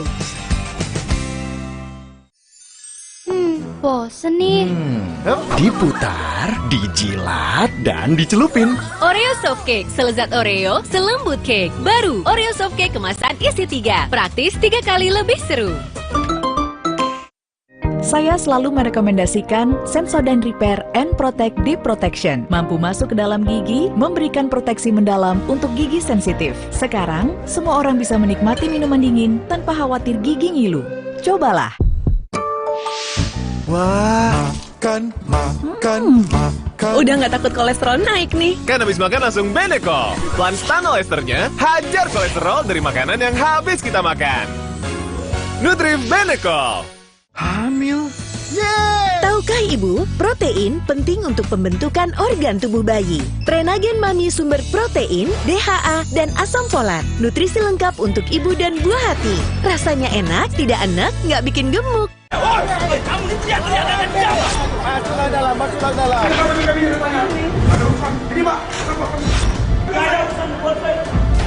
Fenomena pelanggaran hukum yang kerap terjadi di tengah masyarakat. Siaga dan waspada selalu. Ikuti Sasaran setiap Rabu pukul 10:30 malam di Kompas TV.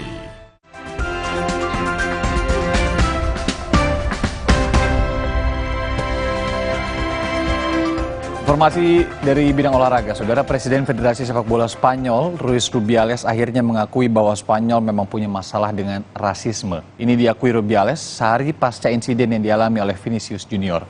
Keprihatinan ini juga disuarakan oleh supporter Real Madrid dan juga Barcelona. Spanyol ada masalah dengan rasisme. Ini diakui Presiden Federasi Sepak Bola Spanyol Luis Rubiales setelah penyerang Real Madrid Vinicius Junior menerima teriakan berbau rasis dalam pertandingan melawan Valencia. Insiden ini sempat memancing komentar Presiden Brazil Luis da Silva. Sehari sebelumnya, Vinicius sempat beradu tweet dengan Presiden La Liga Javier Tebas, yang justru menuding sang pemain menjelek-jelekan La Liga. Atas kejadian ini, Luis Rubiales meminta Luis da Silva untuk mengacuhkan Tebas. Federasi Sepak Bola Spanyol berjanji akan mengambil sikap dan menghukum pelaku. Seguramente Vinicius tiene más razón de lo que nos creemos. Y todos podemos hacer más. También la Federación.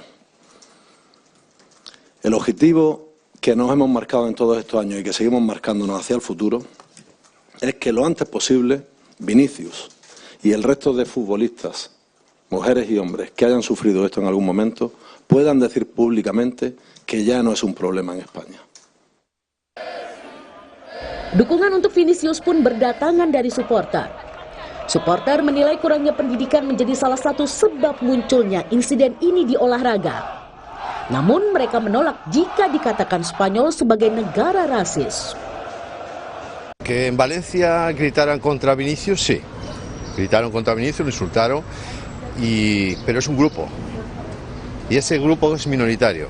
Entonces, por ese grupo minoritario no podemos juzgar al resto de la afición. Es una minoría que está ahí, gritando, insultando a ese jugador o a otros jugadores. Yo creo que España no es racista. Real Madrid telah meminta pihak berwajib untuk menyelidiki insiden yang disebut dengan kejahatan. Hingga hari ini setidaknya 1 supporter Valencia telah dijatuhi hukuman larangan masuk stadion seumur hidup. Polisi Spanyol telah menangkap 4 orang yang diduga telah menggantungkan patung Vinicius Junior di salah satu jembatan di atas jalan tol kota Madrid. 4 orang yang diduga menggantungkan patung pemain Real Madrid Vinicius Junior di jembatan jalan raya di Madrid pada Januari lalu telah ditangkap oleh pihak kepolisian pada Selasa waktu setempat. Pihak kepolisian menyampaikan para pelaku yang ditangkap berusia 19 hingga 24 tahun. Sebagian mereka selama ini dikenal akrab dengan tindak kekerasan. Polisi menggunakan kamera pemantau untuk mengidentifikasi para pelaku ini. Menurut laporan media di Spanyol, keempat orang ini adalah bagian dari Ultras Atletico Madrid.